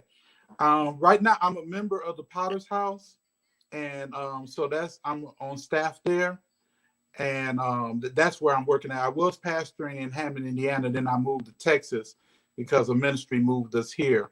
And I believe I'm believing God for a major move, and I'll let you all know about that soon. Secondly, what makes a hymn? Hymns are mostly sacred music, and there are songs that have time on them, like Amazing Grace, Blessed Assurance, Jesus is Mine. He'll Understand It Better and Say Well Done. Those are all sacred songs that are well over 50 years old. And now you could write a song that's in the style of a hymn even to this day. And so, but a lot of people are not writing in that genre anymore. So even Andre Krauss wrote songs that were considered as hymns, like Hallelujah. That's considered a sacred hymn, right there. So that would be considered is sacred music and also songs that had time, added to them. So like, to go back to like Precious Lord, Take My Hand. That now, back in the day, that was considered bluesy, but now that's considered a hymn. Right. Okay. Right. No doubt. Okay. Well, listen, this has been a great show. Ian, please continue to share things you want me to do for the show, man. You've been sending me a lot of information. Yeah, Ian's a good brother. You've been sending me a lot of information, man, and I haven't got to it, but I'm going to do some shows on some of the things that you send me. And I'm going to say this, too. I think Ian, and I'm on the cusp, but I think the younger Gen X's and the millennials, we see things in female nature for what it is. Me and Mac, I'm sort of in the middle. Max is closer to like Gen X and baby boomer. But I think a lot of times, Max, our fathers didn't tell us about female nature. Most of them was suckers for love. Like that song back in the 80s. I'm just a sucker for your love. But I think men now beginning to see female nature for what it is. We don't hate it. Like somebody always said, you can either love them or you can hate them, but you can't do both. You just see it for what it is and just understand it's part of the fallen nature of man. We all have our qualms and our issues, and you just learn how to roll accordingly. But Max, I love you, brother, man. You're a good guy. You remind me so much of Carl Reed. I just, like I said, man, I've never seen guys of your level be so humble, man. And hopefully one day, man, we can all meet in person, man, before we go to the sweet by and by, Yeah. Amen. Hopefully we can meet in person, man, and chop it up, man. And I'm going to bless you on the backside, man. Maybe we'll get you a dinner, man, or something. Okay, that's all good. Yeah, you and your wife, man. I'm going to bless you, man. I like to sow into good brothers, man. I really appreciate your time because, like I said, some of these guys are very arrogant and cocky, like, yo, I'm so-and-so, you got to, And when a man like yourself, man, come in the spirit of humility, man, I would be remiss not to show my love and support, man. And you guys go support Pastor Max. What's the name of your church in Chicago, brother? Well, I'm here in Texas now. Oh, you're in Texas, okay. Yeah, I did pastor at Memorial Church of God in Christ, but I moved here to work with the ministries. Well, now I'm part of the Potter's House. Okay, that's with Jake's, right? Mm-hmm. Gotcha, no doubt. Okay, all right. So I'm gonna let me shout out my man, super sticker to a man supporting men. Thank you, brother, for that $2 super sticker. And I appreciate you guys, man. I got a powerful show on tomorrow called Infiltrated, Slander of Man. And we're going to talk about how COINTELPRO played a role in powerful movements that were started by black men, how we allow women to get in our minds to destroy movements that black men start, and how we let arrogance and pride come in play to destroy what would have been great movements. So that's going to be a great show on tomorrow. And much of it is what I call the spirit of the hyena. They're very predatory. They seek to destroy. And many hyenas look like men, but they have a binary nature. And so we're going to talk about that tomorrow. It's going to be a powerful show, man. So Kosher, yes, can and Max, can you play a couple of chords and take us home? Yeah, take us home, Max. Go ahead, brother. Play. Okay. I think I'll play a little Please You More. Y'all remember that? Right. Yeah, I remember that, right. Y'all remember Please You More? I remember it, yes, sir. Okay.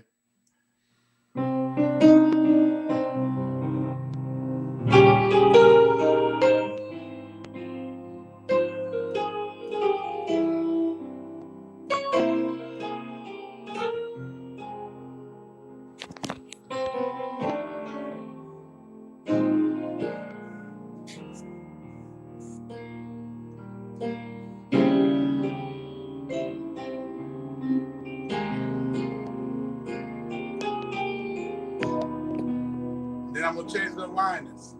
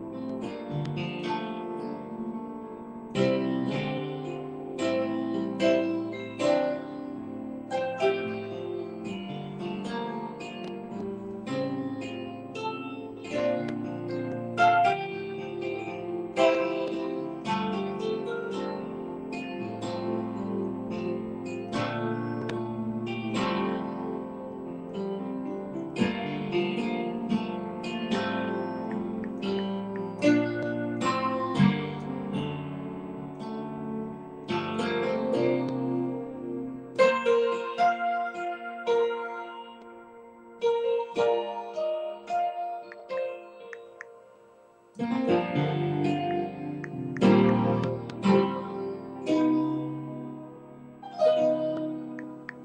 is Whiners. Yeah, I hear it. I can hear it.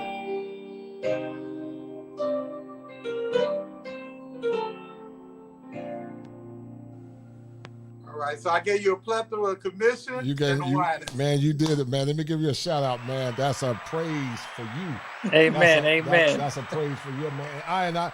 I'm going to guess, man. You got that mystic vibe. Are you a Pisces, man? When is your birthday, man? I'm Sagittarius. Okay, so that's the intellectual in you. Yeah, I'm a Leo, man. The king of kings. You see me represent that king. He's December, baby. I got that king of king in me, man. The king of kings, man. But like I said, guys, thank you for listening. This was a good show, even though, I wish we had more people. We had a treat in Pastor Max Frank. But God is faithful, and he showed his faithfulness to Pastor Max Frank. And I do these shows, guys, because I told you that there are 7 steps that a man must go through in order to become optimized. And part of being kosher is going through 7 steps. And faith is one of those elements. Actually, I would say that faith is the number 1 element that can help synchronize the thought process of a man. And so until you go through the synchronicity and understanding how faith and spirituality play a role into the shaping of your psyche, you can never become the better version of yourself. So we're going to sign off on that note, man. This has been a powerful show. Max Frank, continue to let God use you, and continue to join in, brother. Thank you. Hopefully, man, like I said, keep sending me things, or if you got shows you want me to do, send me the links, man. I'm going to create some shows for you, brother. But this was a good show, man. So we're going to sign off, man. And guys, thank you guys for listening. I love you guys to the faithful Love you 7. Guys. For the 7 that are watching. God bless you. It was 7, so it's kosher because it's on 7, man. So number 7 for I got one of those small storefront Pentecostal churches, man. I want a big church like Jake's, man. I want to have millions coming to my church, man. I got those small storefront church, man. All right, hold on. So we're gonna sign off, and Max, hold on, man. I got you, dog. All right. Okay.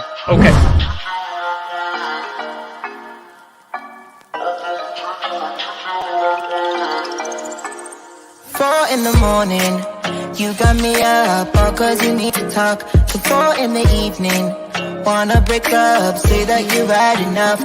I'm tired of talking, again and again, argue about everything. You are my darling, let's kiss and make up, I know you wanna touch. You call me every night, call me every day, I just wanna get you alone now. Trust me when I say